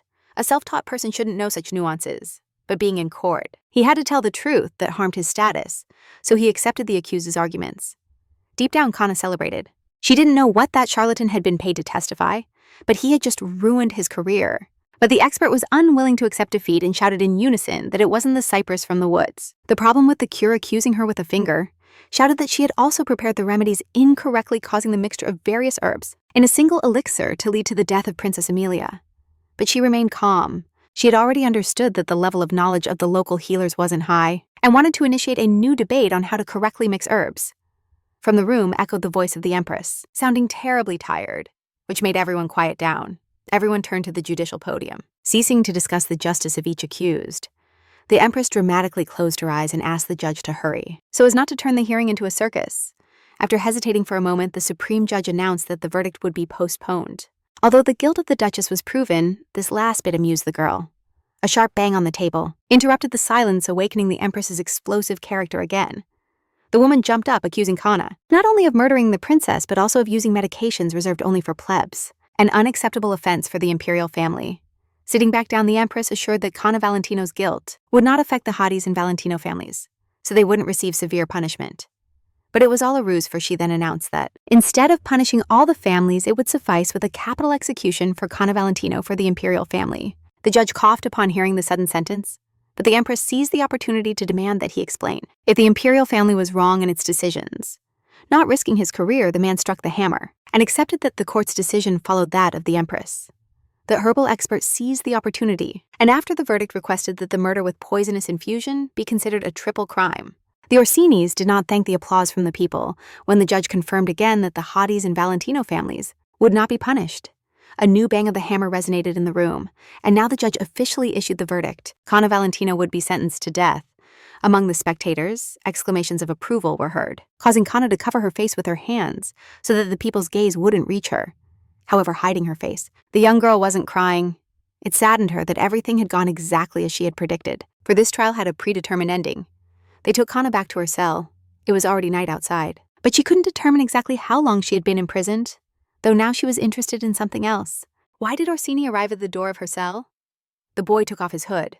He was excited, but he was surprised by the girl's shock upon seeing him, for he couldn't contain himself, and had promised her that everything would be fine. Orsini didn't join the others in cleaning up the monsters.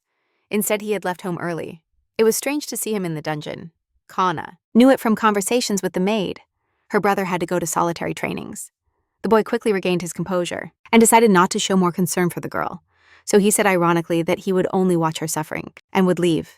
Kana laughed. Her brother never changed his habits, and now he hadn't either. Receiving no response from his sister, the boy insulted her again, for he had barely tried to change his reputation. He ended up in the imperial jail, thus tainting the family's honor.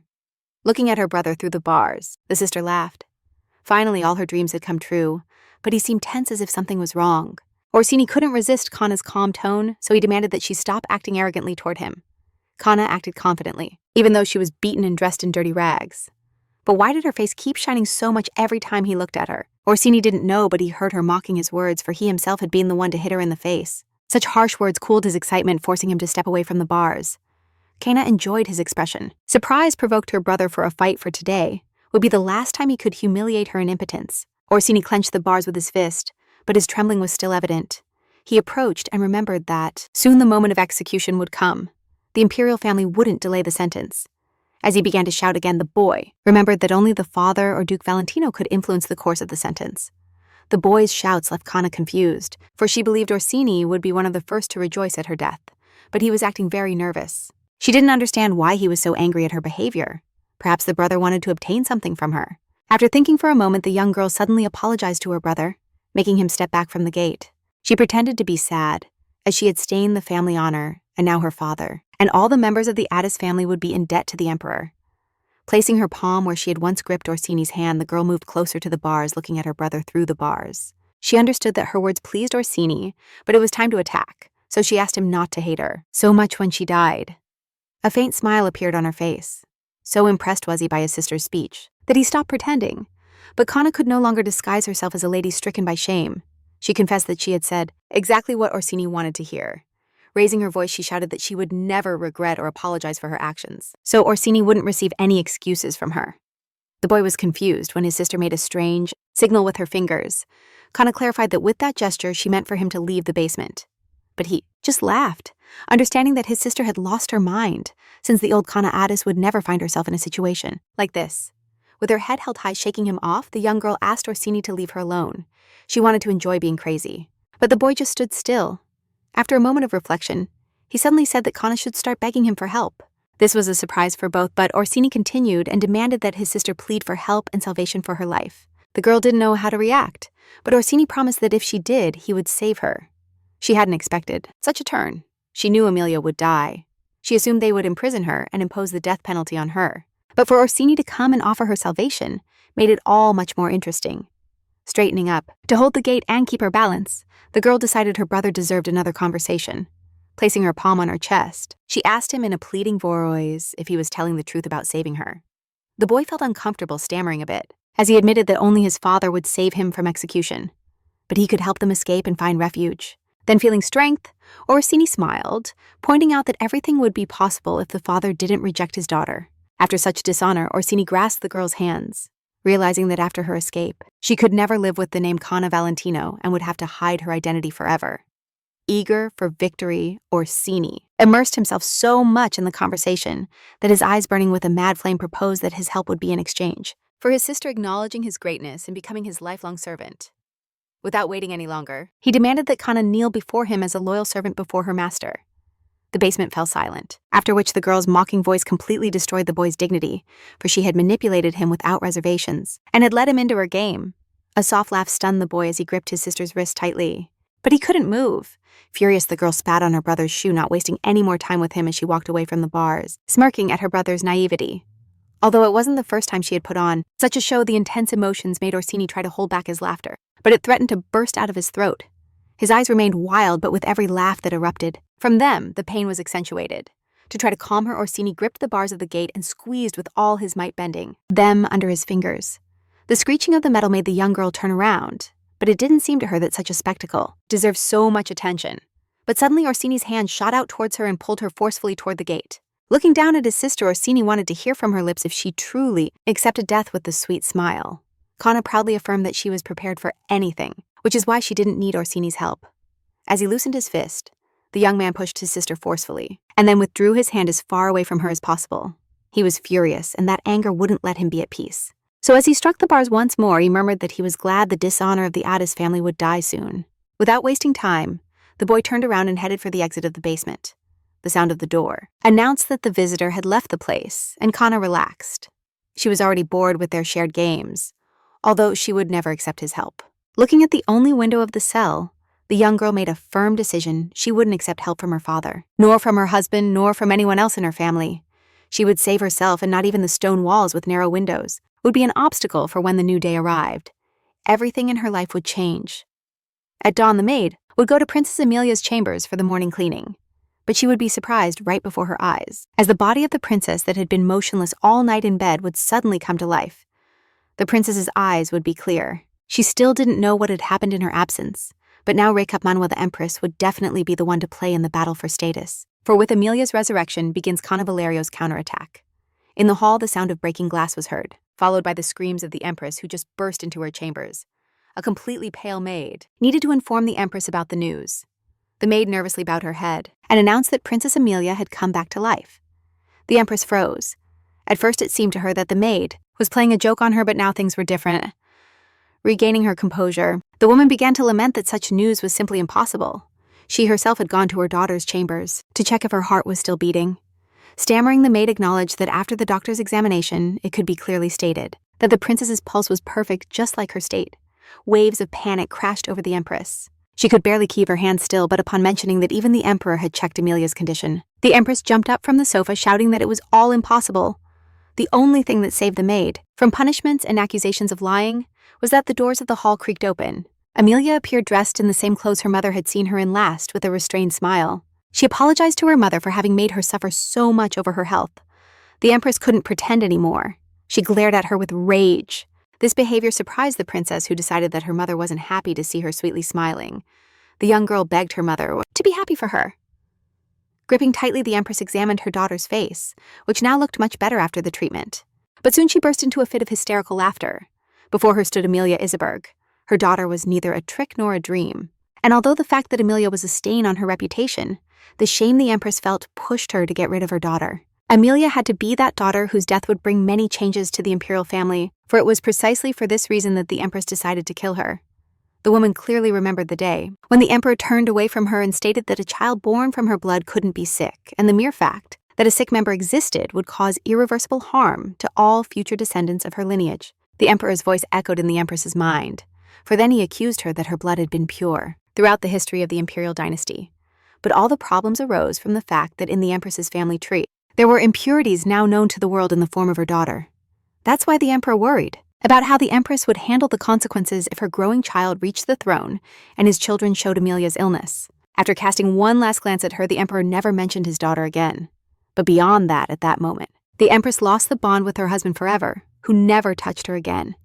Now, seeing Amelia alive, the Empress remembered all the sufferings that weighed on her reputation and that of her precious son Crescente. For many years, the woman killed her daughter hundreds of times, but her fantasies never materialized. But suddenly Kana appeared in her life, a girl who accomplished what even the prestigious doctors of the court had failed to achieve. At the start of her plan, everything was simple. She didn't stand in Kana's way by giving basic recommendations that didn't serve to cure Amelia, but this could have caused the princess's death and normalized the Empress's life. Now, seeing her daughter smile radiantly at her after a fleeting death, the woman panicked, shocked. The Empress found no words to say to her daughter, although she was already heading for the exit to give her time to process the news. Behind the mask of serenity, the Empress's world was crumbling, furious that her plan had not worked. Even though an Oriental merchant assured that tea would be the best poison, stress made her itch. Although her thoughts jumped between worrying that she soon wouldn't be able to attempt another murder, or that news of a covered-up murder would spread. The Emperor was right. His wife had never been stupid, and now she couldn't resort to Connivale twice in her plan, for that would be a problem in the future. Calming down, she realized she needed to take a break to assimilate the gravity of the situation. Accusing Connivale of her daughter's murder was a brilliant move, and as expected, the Emperor even returned the power he had taken from her. But she also discovered her husband's fear of the Valentin and Addis families. Thus, she could still devise something that would please the Emperor. Resigning, the Empress opted to wait for the right moment. It wasn't until her thoughts calmed that she understood that, meanwhile, she had been obsessively scratching herself. Although Connivale was isolated in prison, she knew the Empress would soon find out everything. At that moment, the Empress's mood began to fall, bewildered by having been scratching her whole body. Looking at her hands, she noticed slight reddenings on them. As she lowered her dress, she discovered horrible bruises of a wine color. Distracting herself from her hands, she planned to call a maid, but suddenly understood that the red spots were the same rash Amelia had. Sitting in the darkness of the room, Kana felt that her plan had worked and the Empress was falling into her trap. At that moment, the Empress's screams echoed throughout the palace courtyard, where, seized by intense itching, she was scratching her whole body and screaming that she would die laughing. Finally, Kana felt complete satisfaction. She had launched the first attack against the imperial family. Soon her imprisonment would end, as now the Empress herself would want to meet with her. Meanwhile, in the hall, chaos persisted as the Empress attempted to remove her clothing in panic. She ran to the mirror to convince herself that the illness couldn't approach. But in the reflection, she realized that her whole body was covered in blue spots that were beginning to swell. It turned out that the Empress's obsession with the gift shouldn't have been so blind, and the perfume specially made for her contained a secret ingredient. Now, Kana didn't need her father's or brother's help. She had successfully landed the blow. When morning came, there was no execution, nor was the verdict fulfilled. Days later, few were the truthful words of the Empress. But when describing her daughter's good character, she was right as Emilia wished to recover and recognized her mistakes. When the princess invited Kana for tea, she happily bragged about the rare tea collected by artisans from the East during that tea. Emilia still didn't know that she had saved her life in Kana's fore upon showing her the medicine. She understood immediately that soon everything could descend into chaos. All the collected came from a single plant. Surprised, Kana didn't hesitate to snatch the tea can from the princess.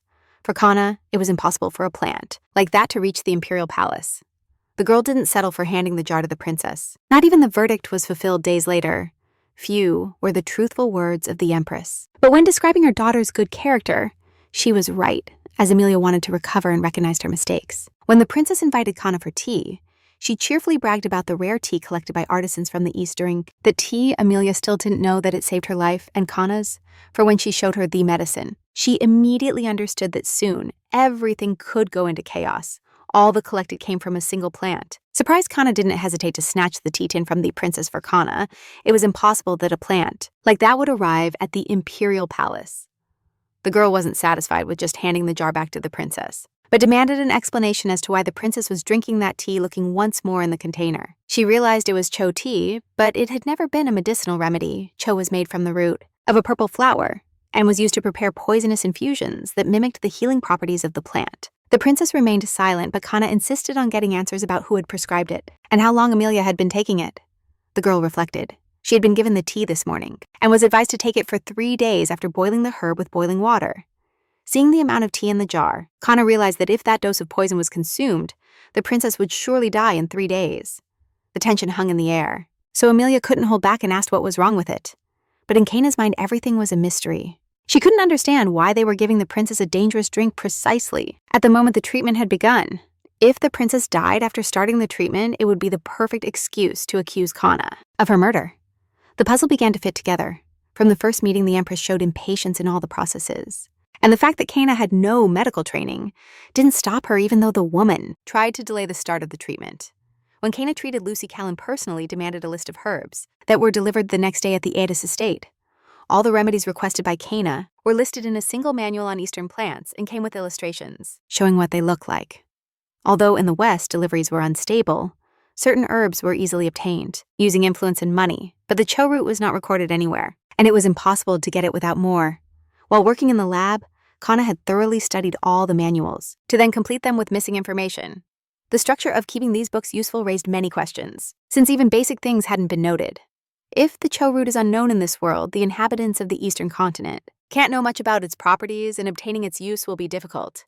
But more importantly, no one in the Western continent would allow the Empress to use a plant that wasn't recorded anywhere. If it's not a medicine, then the goal of buying such a root was to eliminate a specific person.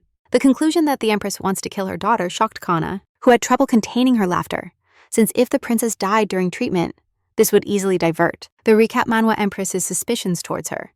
Everything had been decided from the beginning, but no one valued how prepared Kana was for manipulations in the aristocratic world. That's why now she had the perfect opportunity to ally with the princess by telling her all her suspicions. Kana didn't hide the terrible truth about the cho root story and what it was used for exactly. However, Emilia didn't rush to interrupt the young woman's story or add comments. By the end of the story, the princess's face was no longer calm, but rather showed even touches of resignation. The young woman didn't perceive any lies in it. She looked at her hands, where the itching marks were starting to disappear, and acknowledged that she trusted Kana. The princess knew that her mother would try to kill her from the moment the Empress began to look at her differently a few years ago. For the first time in the Empress's eyes appeared regret that her daughter had become an obstacle for Crescente to ascend the throne, as the Emperor cares a lot for his most beloved son. This tea indicated that the moment had come when the Empress decided to eliminate her daughter from the family. Emilia's calmness surprised Kana. She hadn't expected her to be so willing to die so submissively. Reflecting, the Duchess stated that unlike the princess, she was not willing to die unjustly accused. While preparing the cho root tea, Kana confessed that she wanted to live like never before, and her words inspired the princess. That's why, as she handed the cup with the poisonous tea, Kana asked her to go along with the Empress's plan and die a quiet death. The young woman knew that the Empress would not give up her attempts at poisoning, so she had to act to delay the potential murder in the future. With doubts, Amelia took the cup and reflected on the words, understanding that she had to drink the tea as the Empress would understand, that it hadn't worked since her daughter was still alive. While Amelia hesitated to take a sip, Kana insisted that after this incident, the Empress would have to temporarily suspend her attempts to kill her. Otherwise, unnecessary suspicions would arise. Kana swore that the time had come to be the daughter of the Empress who would not be ashamed. But first she had to die in the way the Duchess intended. There exists a medication that causes a painless death, the essence of which is to slow the heartbeat, to the point that it almost stops. But in reality, the heart only beats a couple of times per minute, and the illusion of death ceases to be a lie once this plan is initiated. The effect of the remedy should end, and while Kana is in prison, the princess will have time to recover before the Duchess is executed. The cell door opened, and one of the guards called for Kana. Bowing, the man apologized to the young woman for his recent rudeness, but Kana noticed that behind him were the maidservants with her belongings. He had come to escort the Duchess to the Empress, who wished to meet with the young woman immediately. Kana was satisfied. She had outsmarted the woman, and now she would decide how the game would continue to punish her. Kana created a remedy that caused itching several times, more intense than Amelia's, thus hoping to teach the Empress a lesson, since no doctor could cure this illness. The Empress's body would burn more intensely each day until, in her mind, there would be no thought left other than pain. That's why when the servants brought Kana to the Empress's quarters, the woman couldn't hold back her tears from the horrible sensations on her skin. When Kana approached the Empress, no longer cared about her pride. She jumped out of bed, took the girl's hands, and urgently begged her to give her the medicine. The woman's appearance moved Kana, even though she had gone to this meeting with a much tougher attitude. The Empress's patience turned into threats. She demanded the medicine, or else she would apply severe punishment.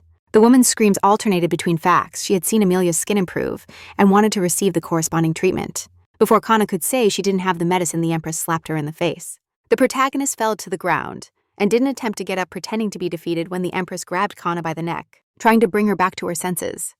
Kana resisted even more to hide her true self. A guard tried to calm the Empress, since Kana was very tired after the rigors of prison, but that didn't stop the woman. She demanded that they wake the Duchess immediately so that she could give her the medicine against the burning. The woman asked for cold water, or else she would personally burn the Duchess's skin. But suddenly a shout from the Emperor behind her filled the Empress with terror. The man was surprised by his wife's desperate appearance. She looked like a peasant shouting in the market. Moving away from the girl, the Empress understood that she had just fallen even more in her husband's eyes. Furrowing his brow, the Emperor disdainfully rejected his wife's appearance, comparing her to a beggar venting, after getting drunk, of vulgar behavior inappropriate for the imperial family. Without waiting for explanations, the man turned around and headed for the exit of the hall, but the contemptuous look that the Empress caught again brought back to her memory that conversation from many years ago. For many years, the Empress dedicated her whole life to the service of the royal family, which is why her husband's behavior hurt her.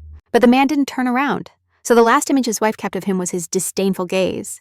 The hall door slammed shut, and for a moment the silent room paralyzed her. But this was the last straw.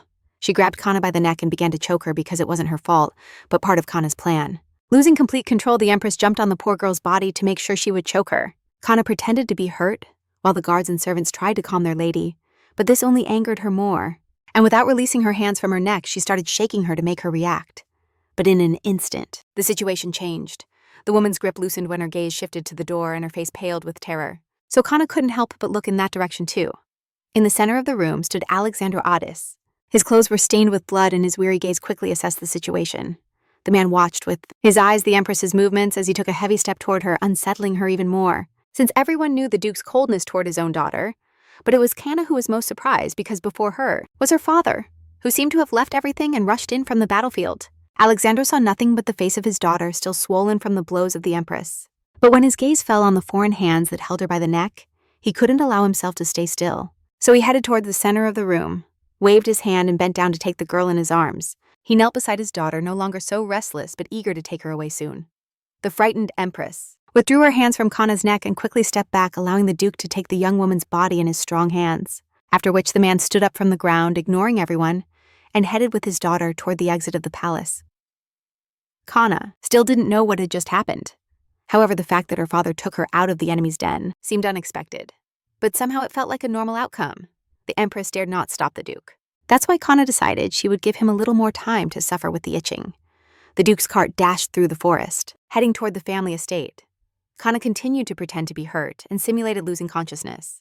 She was unsettled by her father's gentle touches as he sat her next to him and rested her head on his shoulder. This seemed suspicious, since the Duke could have left her on the other side of the cart, which was free. Why had her father come to get her? If someone saw her, they might misinterpret it. That thought wouldn't let her be at ease. As the cart approached the place, Kana felt that her father considered her someone special, almost opening her eyes. When he gently caressed her, she waited a moment and cracked an eye open to check if he was getting ready to attack her. Or not, since in the last few minutes the Duke had been very still, but the man was watching her so intently that it made Kana. Or not, as in the last minutes the Duke had been very still, but the man was watching her so closely that it made Kana very uncomfortable. She quickly closed her eyes and decided that he definitely hadn't noticed the fleeting movement, which calmed her. However, the father wasn't trying to withdraw his hand from hers, probably because, as Kana thought, he simply hadn't realized she existed. That's why he didn't remove it. The cart had almost reached the palace, so Kana determined not to open her eyes until they were home. Alexandro Addis couldn't stop looking at her, which left Kana puzzled about his true motives. So as she relaxed, she understood that now she couldn't change anything, as she would have to wait until they reached her room. The cart arrived at the family property, and Kana nearly decided to reveal herself. But the Recap Manhwa Duke's actions dictated his decision, and the man personally took her to her room, something she considered unnecessary. Although from the maid's screams, she was likely looking very hurt, which generated pity in the father. The positive thing was that the Duke clearly hadn't understood the deception. So when he left her on the bed, he simply exited the room. Rhea brought a towel and water to treat even a little the wounds on the Duchess's body, letting the maid clean her up. Kana relaxed so much that when she felt the warmth, she began to fall asleep because the bed they had put her in felt very soft after so long. After returning to the village, several days passed without incidents, and also without the Duke's reappearance. So soon the Empress herself came to the Addis property to demand the remedy. Kana noticed how hurt the woman looked, but she didn't emphasize it, as she had endured several days, until the Duke returned to the battlefield.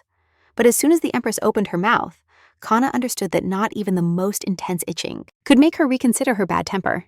To avoid hearing new threats, Kana ostentatiously pulled out the medicine jar, and that gesture silenced the Empress. At that moment, she didn't care if the Empress had changed. So with a quick motion, she brought the jar to her lips, forcing her to drink all the concoction. While the woman was stunned at having obtained the remedy so easily, Kana only thought about acting for the benefit it would bring her, even if the Empress simply suffered. After taking the medicine, the woman seemed to bloom again, as that treatment resembled a miracle due to the amount of emotions. Tears welled in her eyes, and it was hard to hold them back. And the next instant, she burst into inconsolable tears, falling to her knees in front of the young woman whose death she had wished for. Kana perfectly understood this weakness because the Empress had not been able to resist the pain, and she had arrived at the crucial moment. From that day on, the Empress was under her control, as it would only depend on Kana if the woman's body burned with horrible itching, or if she would live peacefully. Every day, the day the Empress realized she was a prisoner of her illness, her life ceased to make sense. All joy of social life faded before the unbearable pain that invaded her, and she did not plan to abandon it. That terrible pain could not disappear by the woman's will, and neither the jewels. The power nor the reputation of the Empress were invincible. That's why upon arriving at the Addis Palace, her mind was in delirium, ready to plead with the Duchess to give her the remedy. And the instant the elixir reached her lips, everything regained meaning. Then the burning began to subside, and the woman took a moment to realize it when she fell to her knees in front of Kana, seeing in her not the Duchess she had wanted to kill, but the person who had given her freedom. Tears of joy ran down her face as the woman tried to control her emotions. Then hell started again. The Empress's body began to tremble, the phantom burning returned, and the sweat that the relief would not last long. Now the Empress depended on that hope that the medicine had given her, and that thirst for relief began to form in the woman's mind in an attempt to demand another jar of elixir. The Empress asked Kana to bring her another dress. At that moment, Kana noticed that she had broken the Empress's character, as she like a slave sat at her feet begging forgiveness for all her sins. Although the Empress felt shame, humiliation, and hatred at that moment, she didn't care about her pride. She needed more medicine to feel relief.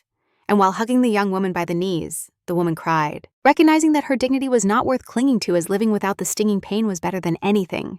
The tears dried. Now the woman offered Kana any reward for inventing a remedy against the burning. Kana expressed a lie she had prepared long ago. According to her conclusion, the Empress suffered the same illness as Princess Amelia, so the symptoms would manifest much worse. But to avoid all doubts from the Empress, Kana asserted that she had already developed a treatment method since she had previously created a remedy for Amelia. As she withdrew her hand with the medicine, Kana informed that the effect of the treatment would be too brief, and that she had not yet had time to create a complete remedy. Tears reappeared on the woman's face. It was enough for an instant that imperfect medicine could offer her. Kana showed determination, and stated that this pain must not disappear even for a moment. That's why she would do everything possible to cure the lady. This declaration shocked the woman, for after all the mistreatment towards Kana, she still wanted to help her. But to avoid all doubts from the Empress, Kana swore that she would put all her effort into freeing the mother of the nation from suffering. While the Empress was impressed, Kana continued promising that with proper funding, she would create a potion with lasting properties. The Empress looked at the young woman as a miracle, for Kana's gaze was so clear and pure that for a moment she felt pity for the suffering she had caused her. Since now in her eyes Kana was not an ordinary girl but a rescue, before the Empress could initiate a discussion again, Kana demanded that they provide her with an appropriate environment to develop the medicine immediately. The woman promised to give her any power and money that Kana desired. Finally, Kana's plan was fulfilled and she could fully enjoy the outcome of her days of suffering. The most powerful woman in the empire cried at her feet, kneeling and begging for relief for her life. Kana fulfilled her first promise by giving the Empress the first dose of the remedy, and in gratitude she received a new warehouse that the Empress ordered to be built next to Kana's laboratory so that she would always have a supply of the necessary herbs to create the medicine. After the exhausting events, Kana met with Princess Amelia to tell her in detail about the Empress's behavior. Amelia was satisfied that now her mother would experience for herself the unbearable burning that she couldn't calm even for a moment. Although her first snack was tainted by the poison tea, now the girls could enjoy another one peacefully. Amelia swore that their shared secret would remain between them and gave her word as a princess to protect it. Kana was happy to have an ally she could consider a friend in the future, but she didn't forget that her situation was still unstable and she needed to strengthen her position in aristocratic circles. The young woman decided to tell the princess about her new treatment plan when she heard the voice of a maid in the hallway. The girls turned toward the door as Crown Prince Crescent was heading toward the sisters' quarters. The prince's presence raised questions in Kana, but she didn't voice them. As usual, the prince radiated positivity and sincerely asked how his sister was feeling. The conversation seemed casual, but Crescent noticed that his sister looked happier. The boy intended to sit next to the girls when Amelia clarified if he had indeed helped the Duchess and delivered the antidote. The prince's personality intrigued Kana. Despite being the heir, he acted unusually, and the fact that he knew about the poisoning generated more unease in Crescent's plans.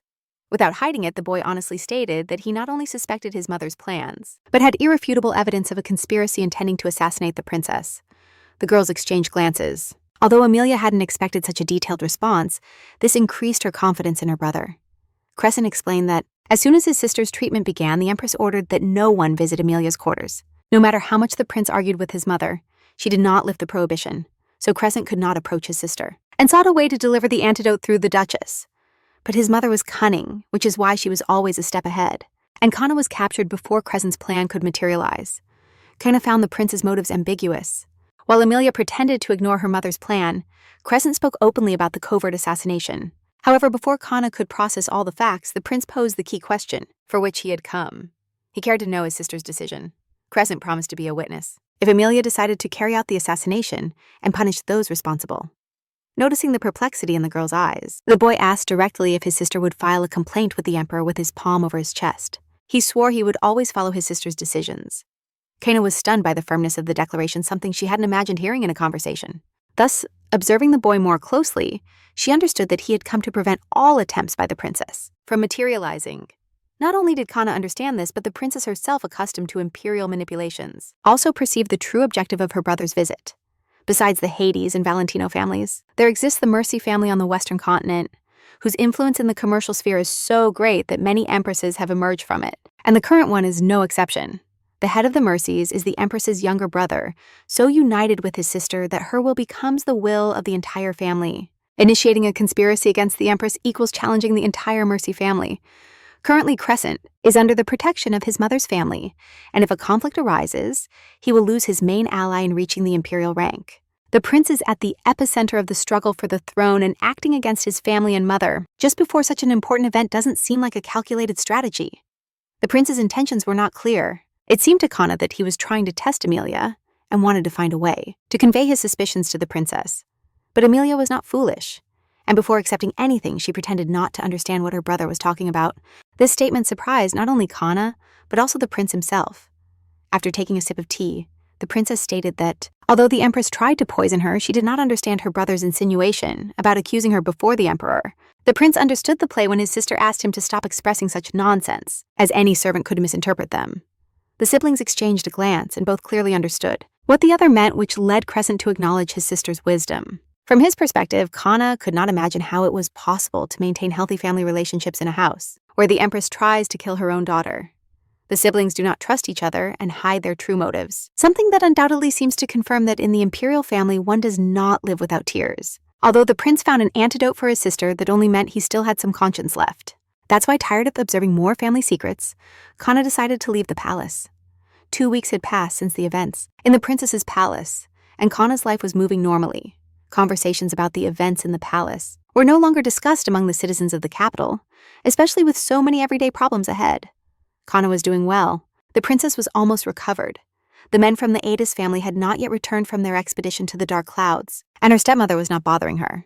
The young woman wished it would continue like this in the future, but her tranquility was interrupted by the voice of an unknown man. Turning around, she saw a whole party of knights that had been sent by Countess Josephine Ellister. The group frightened her, but it was even worse when the leader announced that they were to return the Duchess to the Valentino house. That did not sound at all like the knights were coming, just with a message. Kana understood that they were trying to take her by force.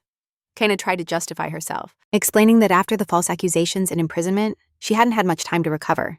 But the leader was inflexible and assured the Duchess that at the Valentino house they would find specialists to solve all her problems. The young woman knew it would be a great miracle if her health didn't worsen at her husband's house, so she quickly sought a way not to leave with those guards. She barely had time to say a word when someone grabbed her by the arm to prevent her from escaping. Chloe Addis appeared behind her, smiling kindly at the guards, and pleaded with Kana not to disobey her mother-in-law's orders and to go to the Valentino house without causing a fuss. The woman began to push her toward the guards, showing politeness, but insisting that her mother-in-law's order could not be ignored. That behavior reminded Kana of before she went to the Valentino house when Chloe demanded that she die there and not return home. Holding the young woman, the Countess asked the knights to escort her as quickly as possible to her marital home. Kana understood that her stepmother had been looking for an excuse to get rid of her for a long time, so it was useless to resist as while the Duke was away. Chloe's word was law. Gathering some belongings, Kana headed with the knights to the Valentino Duchy and arrived there at night. However, as she expected, she did not receive a warm welcome. But Josefina received her daughter-in-law with a scandal. Upon receiving a slap, Kana did not provoke the woman any further, as she was not interested in such confrontations. Josefina tried to shout all the negativity accumulated during meetings with the aristocrats. But when Josefina asserted that Kana would not leave the place without her permission, the young woman entered into a discussion. Because she had to attend to Princess Amelia, the Recap Manhwa Countess had promised that she would personally discuss it with the Empress, so Kana would never return to the medicine while she lived in the Valentino Duchy. The discussion ended, but now Kana was left without her belongings in her room. The Countess ordered the guards to collect all her clothes, so that she could not leave and to take her jewels, although that order seemed absurd. Standing in her pajamas, the young woman was invaded by fears of spending several months in captivity. But Kana could not stay still and decided to try to escape from the hallway. The door to her room was being watched by 2 armed knights, so when a slight creak was heard, one of the guards asked her to return to the room, but a strong sedative aroma enveloped her face, making her lose consciousness instantly. After the removal of her belongings, the guards didn't think to check the young woman for hidden objects, so now she could use the dispenser that spreads a sedative to escape without being noticed. Looking at the fallen guards, the young woman was pleased that her new invention worked as the dispenser had left. 2 burly men unconscious with a single touch. Kana wavered between escaping. On one side, she could wait for the Empress to run out of medicine and come to ask for her help. But on the other hand, she didn't want to spend too much time as a prisoner in the jail. But before leaving the mansion, she had to find suitable clothes that would hide her transparent robe. Inspecting the hallway, she evaluated her options. If she managed to reach the far end of the house, she would end up in Sylvian's second room and could take his cloak. For 7 years of marriage, the man had never spent the night there, so the probability of running into him was minimal. The path to the room didn't take much time, and when she opened it quietly, she took a look inside. The dim light of the room concealed her, but upon inspection, she noticed no signs of the Duke, so she decided to approach the wardrobe to steal the cloak. As she carefully closed the door, she headed toward the corner of the room. But behind her, the silhouette of a man appeared whom she hadn't noticed, but suddenly Sylvian's voice resonated in the room, stopping her dead in her tracks. Turning around, abruptly Kana saw her husband coming out of the bathroom looking at her with curiosity. She didn't understand how he had managed to hide in the shadows, since his skin almost glowed in the dark. But the man demanded an explanation of what she was doing in his room. The man remained still against the wall waiting for a response, but Kana was still frightened at having been discovered. Not getting a response, Sylvian pointed out her appearance as he hadn't expected to see a half-naked woman in his room. At that hour, he was bothered that she was looking at him, as by noble standards, she should have turned around a long time ago. Covering herself with her hands and turning her back to him, she told him she had entered by accident.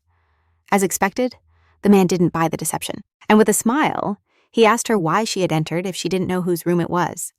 After thinking about it, Kana decided it would be reckless to involve the Duke in her plans, as he might not value her idea of stealing his cloak. The silence stretched on. Include the Duke in her plans, as he might not value her idea of stealing his cape. The silence dragged on. Kana couldn't invent a lie while her husband watched her closely. Suddenly, Sylvian took the initiative and admitted he had heard many rumors about his wife's difficulties. Although she looked better than he expected, the man started massaging her neck. His body was tense after a long trip, but he didn't forget to reproach that Kana lately had made many efforts to get his attention. Sylvia didn't let him start an argument and immediately blamed her for the negative effects that those efforts had on the Valentine reputation. That harsh accusation was new to the young woman. Although the man's expression remained indifferent, he clearly showed criticism and a warning that accusatory based on a deep misunderstanding further fueled Kana's desire to escape from the estate Sylvia and Valentine had seen in Kana for a long time. A girl who, even under the threat of a death sentence, was trying to attract his attention. But Kana's patience came to an end. She saw no point in trying to convince her husband if he thought himself so important. Interrupting his half-finished speech, Sylvian agreed to reach an agreement with a quick move. He positioned himself in front of his wife, and leaning over her demanded that she go to his room for him. The agreement meant other things, completely different, as his smile mentioning that they could go somewhere else left her perplexed, however. Sylvian maintained a neutral expression, although the emotion shone in his eyes. The proposal of commitment hurt. The young woman's pride had caused her to assimilate that her husband hadn't changed and still saw her as an object, not as a person. Kana feared to ask what else the agreement included according to her husband, but he anticipated it and declared that he wished from now on she would be modest and quiet like in the last 7 years. Something in her chest tightened. Kana had walked too long to go back to being her husband's dark shadow looking at the bed. The Duchess promised that from her part of the agreement, she would at least fulfill her marital obligations. The tension threatened to come to light, barely containing a hysterical laugh. Kana proudly declared that she didn't want anything in common with Sylvia and Valentino. She wasn't ready to roll in bed while they looked at her with disdain. Something in Kana whispered that if Li Juhua were in her place, she wouldn't have accepted those conditions either, fed up with waiting for explanations. Sylvian asked Kana to go back to being the straightforward person who lately had been getting on his nerves. Kana understood that her actions had led Sylvian to decide not to fight against his requests, but to believe that it was all a show, just for him, and opted to resolve it with her body. Realizing that her husband thought so low, Kana decided to stop following that absurd dialogue. She didn't plan to close her eyes to the insult her husband had inflicted on her, but with a sweet smile, she decided to confess her desires. Hiding her hands under the hem of her nightgown, she evaluated her strength to confront the man. Taking a small step towards him, Kana observed his arrogant expression that saw no threat in her, starting a distracting conversation. The young woman slowly pronounced the words as if she were trying to hypnotize her husband. Almost sticking to him, she gently caressed his shoulder.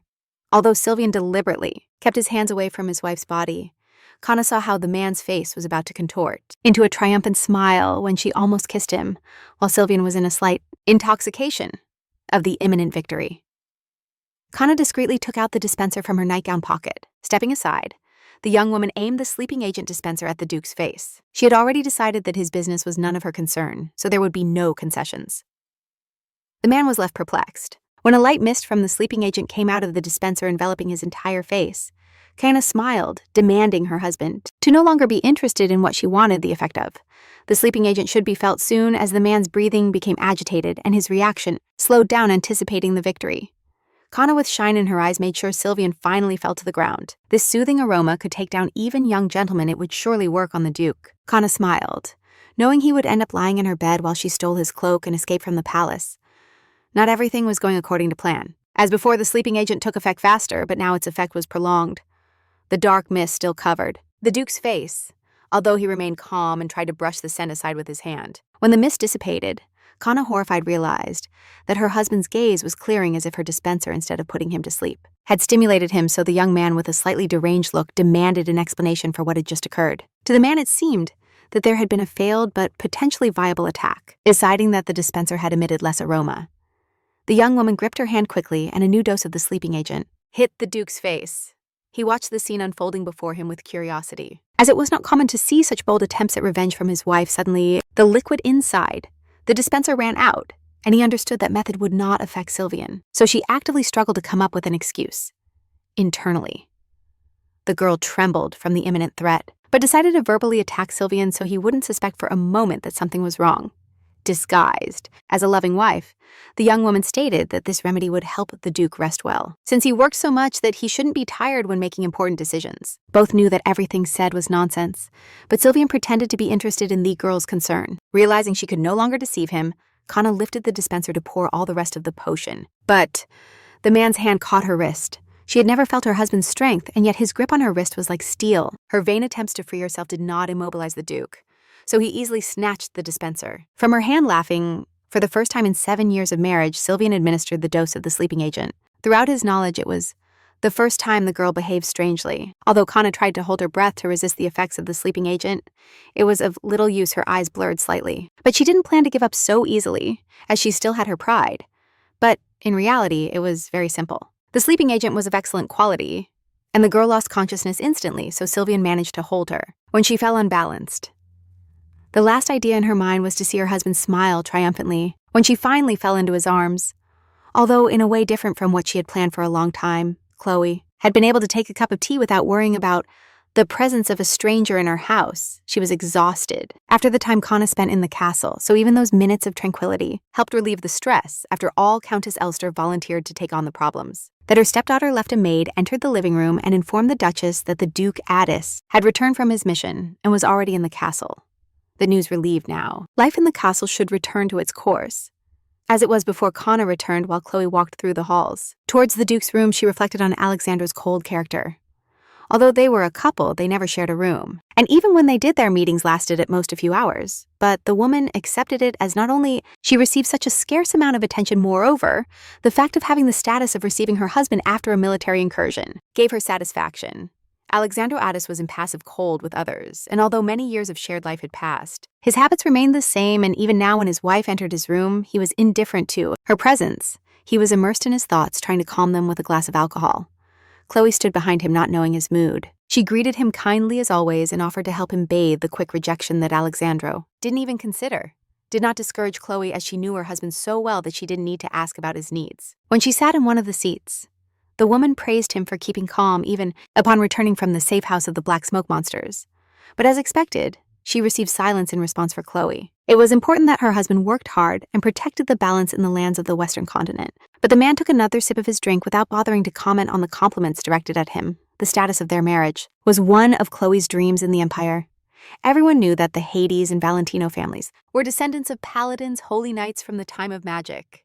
Thanks to these families, the Western continent still had not suffered the fatal fate that fell upon the southern lands years ago. Of course, there was a sacred temple in the Empire, but its role in the fight was not so strong since only the descendants of the paladins faced the real black smoke monsters. That's why they were so respected among the people and the nobility. This need for recognition drove Chloe. She was willing to forget her pride and happiness so that her husband continued defending the Empire, while she would do everything possible to protect him from external and mundane problems.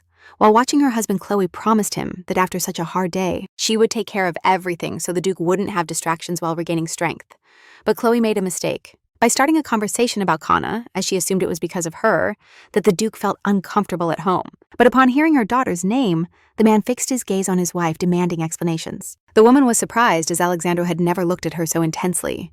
Now his gaze unsettled her even more than usual. And dazed, she tried to improvise an answer, as he clearly expected an explanation and only showed such expression. In those moments, Chloe's confidence wavered, and she decided to focus more on the Valerio family, reluctantly recounting that she had sent Kana to the marital mansion at the request of Countess Elster. The woman felt a bad taste in her mouth. She had never had to give explanations to her husband for her actions at home, so backtracking, she promised that now Kana would never appear in her house again. Noticing her husband's head bowed, Chloe began to suspect that something had gone terribly wrong, as it was impossible for Alessandro Addis, impartial with everyone in the Empire, to suddenly show interest in Kana.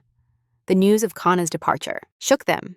Kaelin couldn't believe that his sister had quietly returned to the Valerio home. Without anyone finding out, the boy demanded an explanation. If it was true that she had decided that step herself. But Chloe swore she hadn't expelled the young woman from home. Kaelin was confused. His sister had returned home to request a divorce, and now she was leaving surprisingly without notice. But he was interested in another matter. Rumors that Kana was almost executed reached his ears, however. Isabel cut him off midway and asked him to forget the dirty past. Now they were Valerio's problems. Upon sensing a trap, the boy asked his mother if their father knew about all the incidents. Chloe remained silent. The Duke's chilling gaze, still embedded in her mind, did not allow her to justify herself to her son.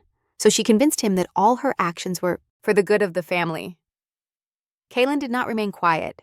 He still saw no connection between his sister's actions. But Orsini suddenly laughed. He had already drawn his conclusions for the older brother. It was amusing that after the Duke Valerio's pursuits, Kana would have returned to him. Orsini declared that it had all been a plan. From the beginning to attract attention to herself, since Sylvia never treated her warmly, and this cruel truth deeply impacted Kaylin. But Orsini lost control, drank several glasses of alcohol, and felt an even greater bitterness. For having been foolishly used in a joke so seized by rage, he crushed the glass in his fist. Isabel moved to the other end of the sofa. At that moment, he was not in control of his actions. And, the young woman knew the possible consequences. Orsini was convinced of the absolute rejection towards his sister. He was sure that to win Sylvian's heart, she had risked her family's prestige, remembering their encounter in the dungeon. The boy assumed that precisely because of Kana's hidden plays, she rejected his proposal now. Orsini understood that instead of him, they wanted to see Duke Valentino, who should save Kana from her confinement. The Recap Manhwa older brother was upset by Kana's choice to opt for a husband instead of him. And as he got up from the sofa, he tried to leave the room. But Kaylin noticed that among his close ones, he had had a fight from the hallway. Orsini was shouting, asking his brother to tell Kana that next time he wouldn't be as kind to her as she thought. The conversation ended quickly, so Kaylin returned to the study and took out the contract he had signed with his sister. It worried him to see how Orsini was being emotional since the arrival of Kana, although his brother's anger gave him no clues about the dispute between them. Although he also received angry words from his sister that dismissed his efforts to improve the relationship, Kaylin didn't run to intervene. The home should give him, just like his sister would have chosen, the Valentino family. But something pushed him to get involved in the situation. Now, Kaylin didn't worry so much about his sister's rejection, due to old resentments, he repeated to himself, as he didn't want to accept that Kana had not raised those barriers at random, but to protect herself from emotional ties. But there was something more confusing. Images arose in his mind. Imagining Kana spending time with a stranger disturbed him. With a burst of fury, he crumpled. The contract understood why he insisted on pursuing Kana even at the cost of another family. Kaylin felt pain as not even Sylvian's attention could be the main reason. Kana perhaps just wanted to return to her younger brother, whom she called after her injury. Now Kaylin was sure if his sister met a brother, knew 7 years ago, it was undoubtedly a member of the Valentino family. He clenched his fist tightly. His thoughts hurled new suspicions that irritated him. In a moment, he almost came to a false understanding of who his younger brother, unknown to him, could be. When a knock on the office door was heard, Lucy opened the heavy door and, stopping in the threshold, apologized for invading her brother's private office, but wanted to know if Kana had left. Forever from her house, the brother tried to calm the little girl, promised her that Kana hadn't said goodbye forever, and that there was someone who would take care of her. Of course, Kaylin hurt for his sister. They had developed a trusting relationship with Kana, who took good care of the little girl's health.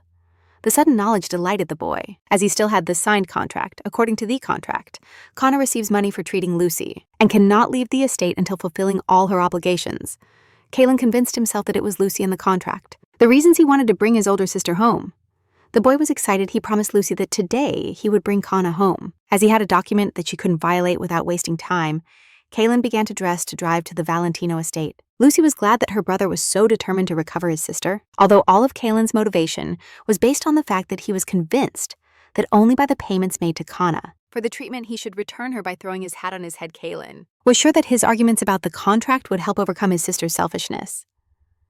Kana woke up early in the morning, but it took her a few seconds to realize she was in Sylvia's room. As she jumped from the pillows, she began to look around for Sylvia, quickly examining her body. The girl found no signs of new wounds, so she sighed in relief.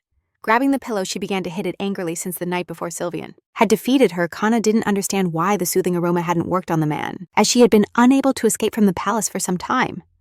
In the hallway, the guard changed. The new guards were looking for the young woman, but they hesitated whether they could enter the Duke's room. The girl tensed upon hearing a noise behind the door, but when the guards decided to go elsewhere, she calmed down. Now she couldn't use the sedative gas again, so she had another means prepared. To get rid of everyone in the palace in a special jar, there was a powder poison that caused intense pain, like multiple insect stings.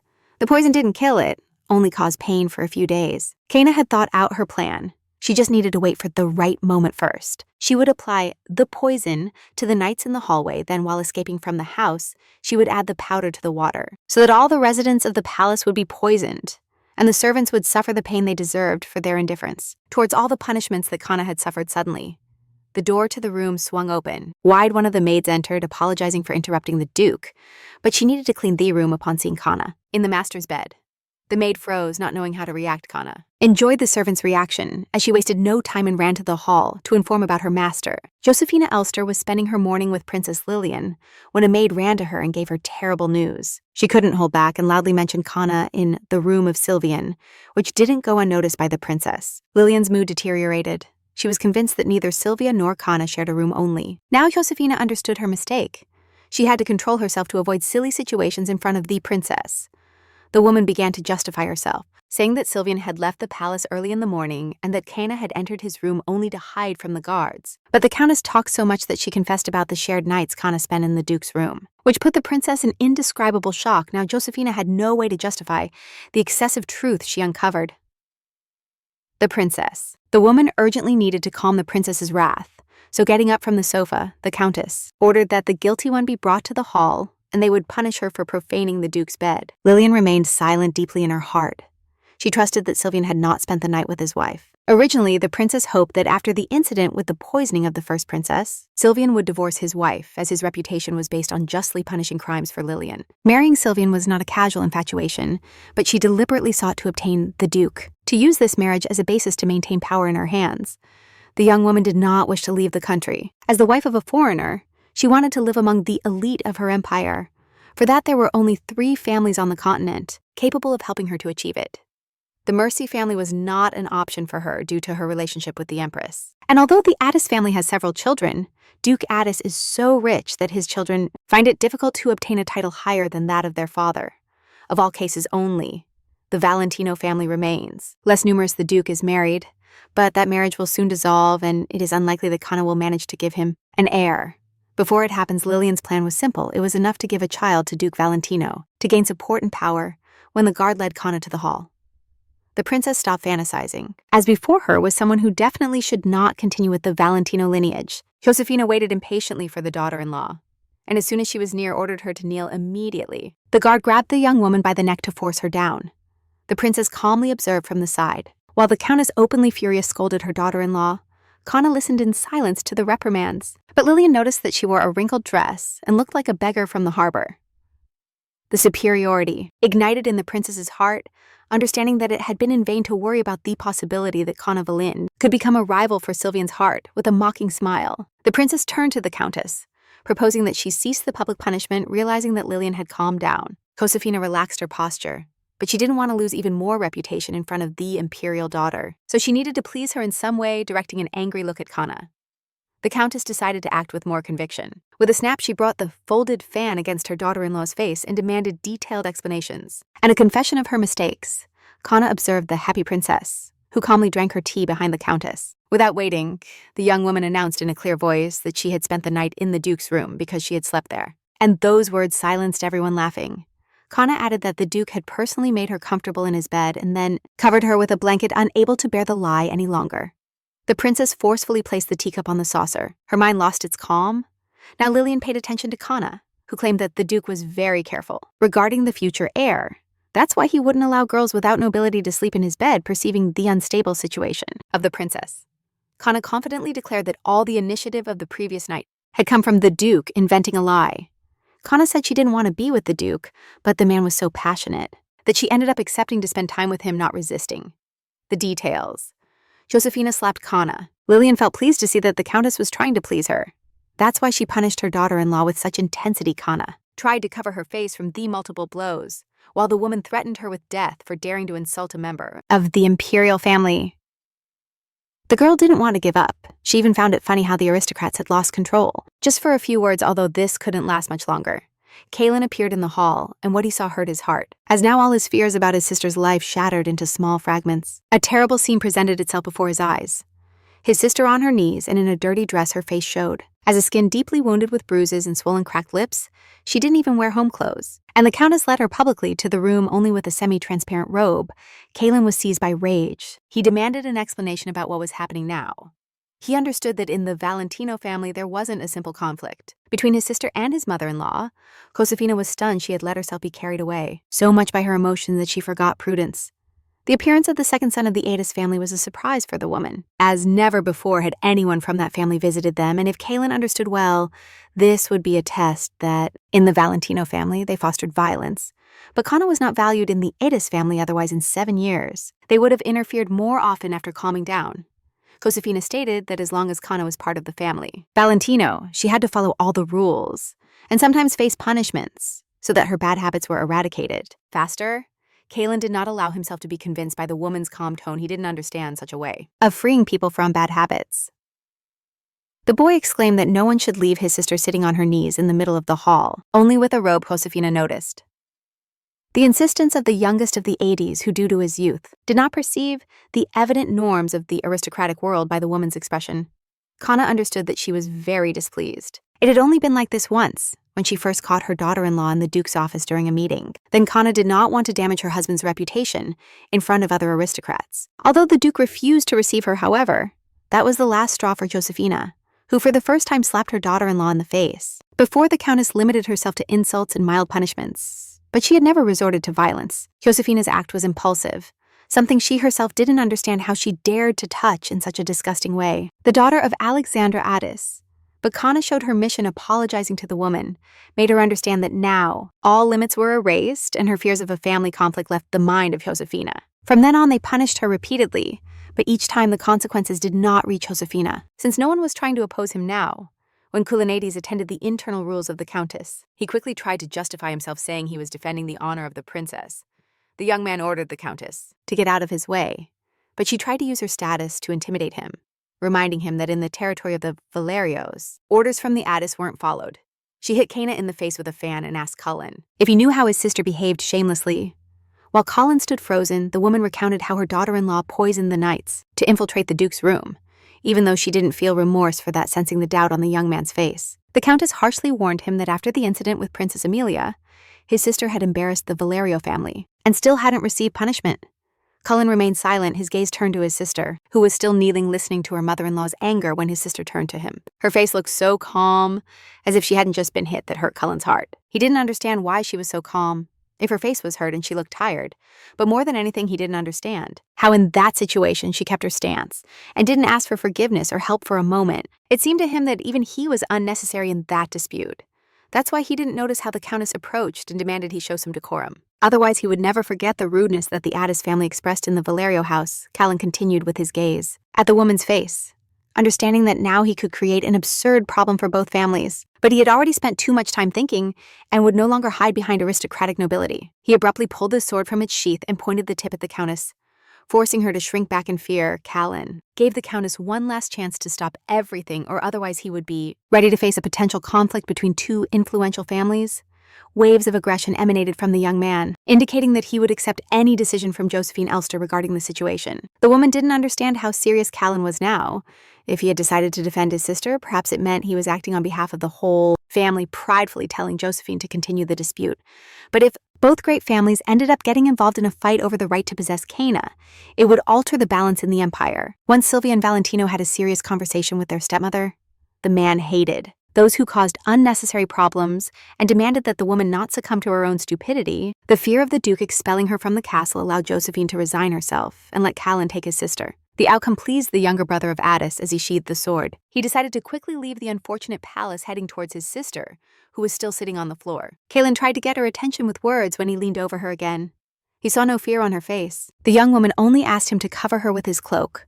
Without waiting for help, she got up from her knees, ignoring her brother by accepting such behavior. Colin stood up in turn and took his cloak off his shoulders. He threw the clothing over his sister's fragile shoulders and gently hugged her to help her get back to her carriage. Looking at the Countess, Cana regretted that with her brother's appearance, she had lost a very interesting show. The girl wasn't satisfied with such a simple victory, so before leaving the room, she paused to blow her nose with a handkerchief. Without hesitation, she threw the handkerchief to the ground at the Countess's feet. Giving her one last look, Cana left with a smile but received no response. Josephine held back the emotions. She didn't want to show weakness and attack her daughter-in-law again.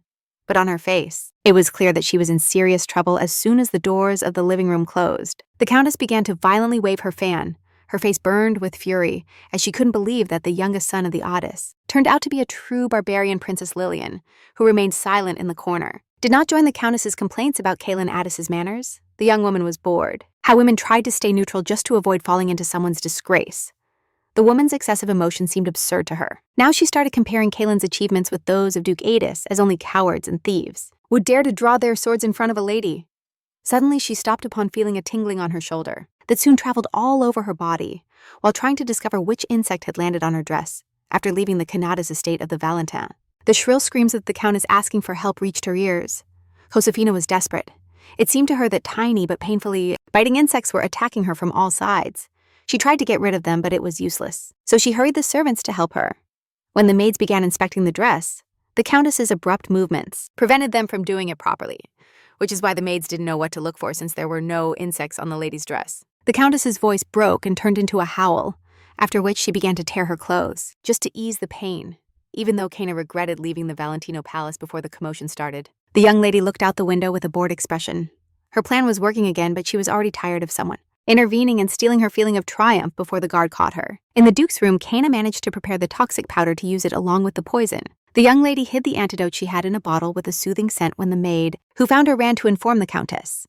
Kana applied the antidote to her skin to avoid falling under the effects of the poison. She never allowed Josephine to hit her unless it was necessary to achieve her revenge.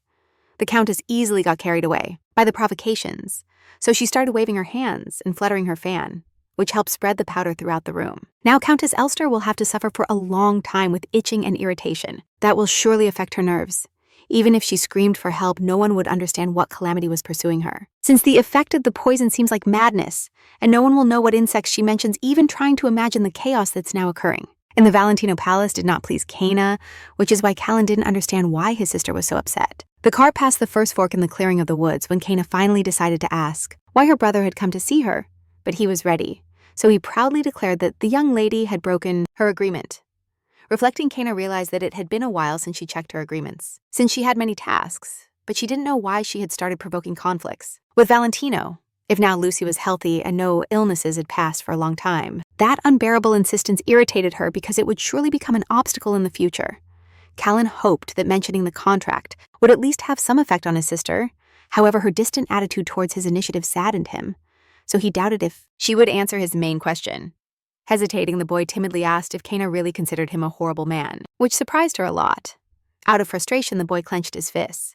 He still remembered the look with which his sister received him at the Valentino Palace, and knew for sure that she was not happy at all to see him. But more than that, he was annoyed by Kana's resignation towards the actions of the Countess, as if after many years in the house of Valentino, it was normal for her to be like a dirty animal that needed training to confirm his conclusions. Callan demanded that his sister admit what she was living in the palace. His words did not move Kana, so sighing heavily, the boy covered his eyes with his hand because without a direct confession, it was clear that his arguments were true. Now Callan wanted to know why his sister endured such humiliations, and hadn't told him. But that unusual question left her stunned. With a mocking smile, she asked ironically what the Addis family would do to change the situation. Without trying to deceive Kana, acknowledged that life in the Addis family and in the house of Valentino was the same and differed in nothing. For 7 years, Li Juhua survived in her husband's palace, and not even those tribulations made her return to the Hadis to beg for help. Memories of the past arose, constantly in Li Ju's mind, and she clearly knew that her life with Valentino would be the same. The loneliness that Li Ju accepted meant only that she understood perfectly that her family would never be on her side. When Kana burst out, she began shouting at her brother that ignorance and mockery had been part of her life, so he shouldn't worry about that now. But when Callan demanded that she explain who had treated her, that way Kana could not hold back and threw everything about her family members at his face, also accusing him of misconduct. Callan was left speechless since he had never raised his hand against her. But his sister didn't want to listen to him, since violence is not just physical. When she calmed down a bit, Kana asked her brother to promise that her words and the incident on the estate would remain between them. Callan's hands trembled. Now he couldn't stay silent. He had to tell her everything, at least about their father. His brother's naivety amused her. She could already imagine how her father would do nothing. When Callan, with tears in his eyes, presented evidence of violence against his daughter, with a serious look, the young lady assured him that her problems were now only hers, and that no one should meddle in her affairs. The brusque tone puzzled Callan, but he didn't even know what to say, since now she would open up to him a completely new world against which his sister had fought. Observing his brother's state of shock, Recap Manhwa decided she had already said enough hurtful words, so she had to stop. The silence of the forest was broken by the sound of hooves, and a noble horse appeared in front of the cart. The coachman braked abruptly, and Kana, unable to keep her place, fell into her brother's arms. At that moment, the young lady stood still. She still clearly remembered the conflict with Prince Aragon in the woods and now experienced a feeling of déjà vu. The coachman calmed the horses, but shouted at Callan to come out and face the unwanted guest. The man got angry because as soon as he stepped out of the cart, he accused the man of blocking the way to the moving carriage. But those words did not scare Duke Valentino at all, who, with a half smile, watched as his wife got off the cart. The man admitted that as long as his wife was here, he would not allow the carriage to move any further. Upon hearing that direct statement, Kana was stunned since Sylvian had never called her his wife, despite living together for 7 years. Duke Valentino's confidence did not impress Callan, so he stated that there was no Duke's wife here. The cheerful swagger of the youngest son of the Aedis entertained Sylvian, who hinted that the lady behind Callan is his wife. Kana remained silent. She had no time to recover from the shock, since now Duke Valentino treated her as if their arranged marriage had never existed. Upon dismounting, Sylvan approached Callan to clearly convey his stance on the whole situation. She had no time to recover from the shock, as now Duke Valentino treated her as if her marriage was never arranged. When getting off the horse, Sylvan approached Callan to clearly convey his stance on the whole situation. Stopping in front of the Aedis, he apologized for blocking the way, but stated that he would not tolerate that he couldn't take his wife home. And with those words, Recap Manhwa understood that Sylvan had also decided to play with her.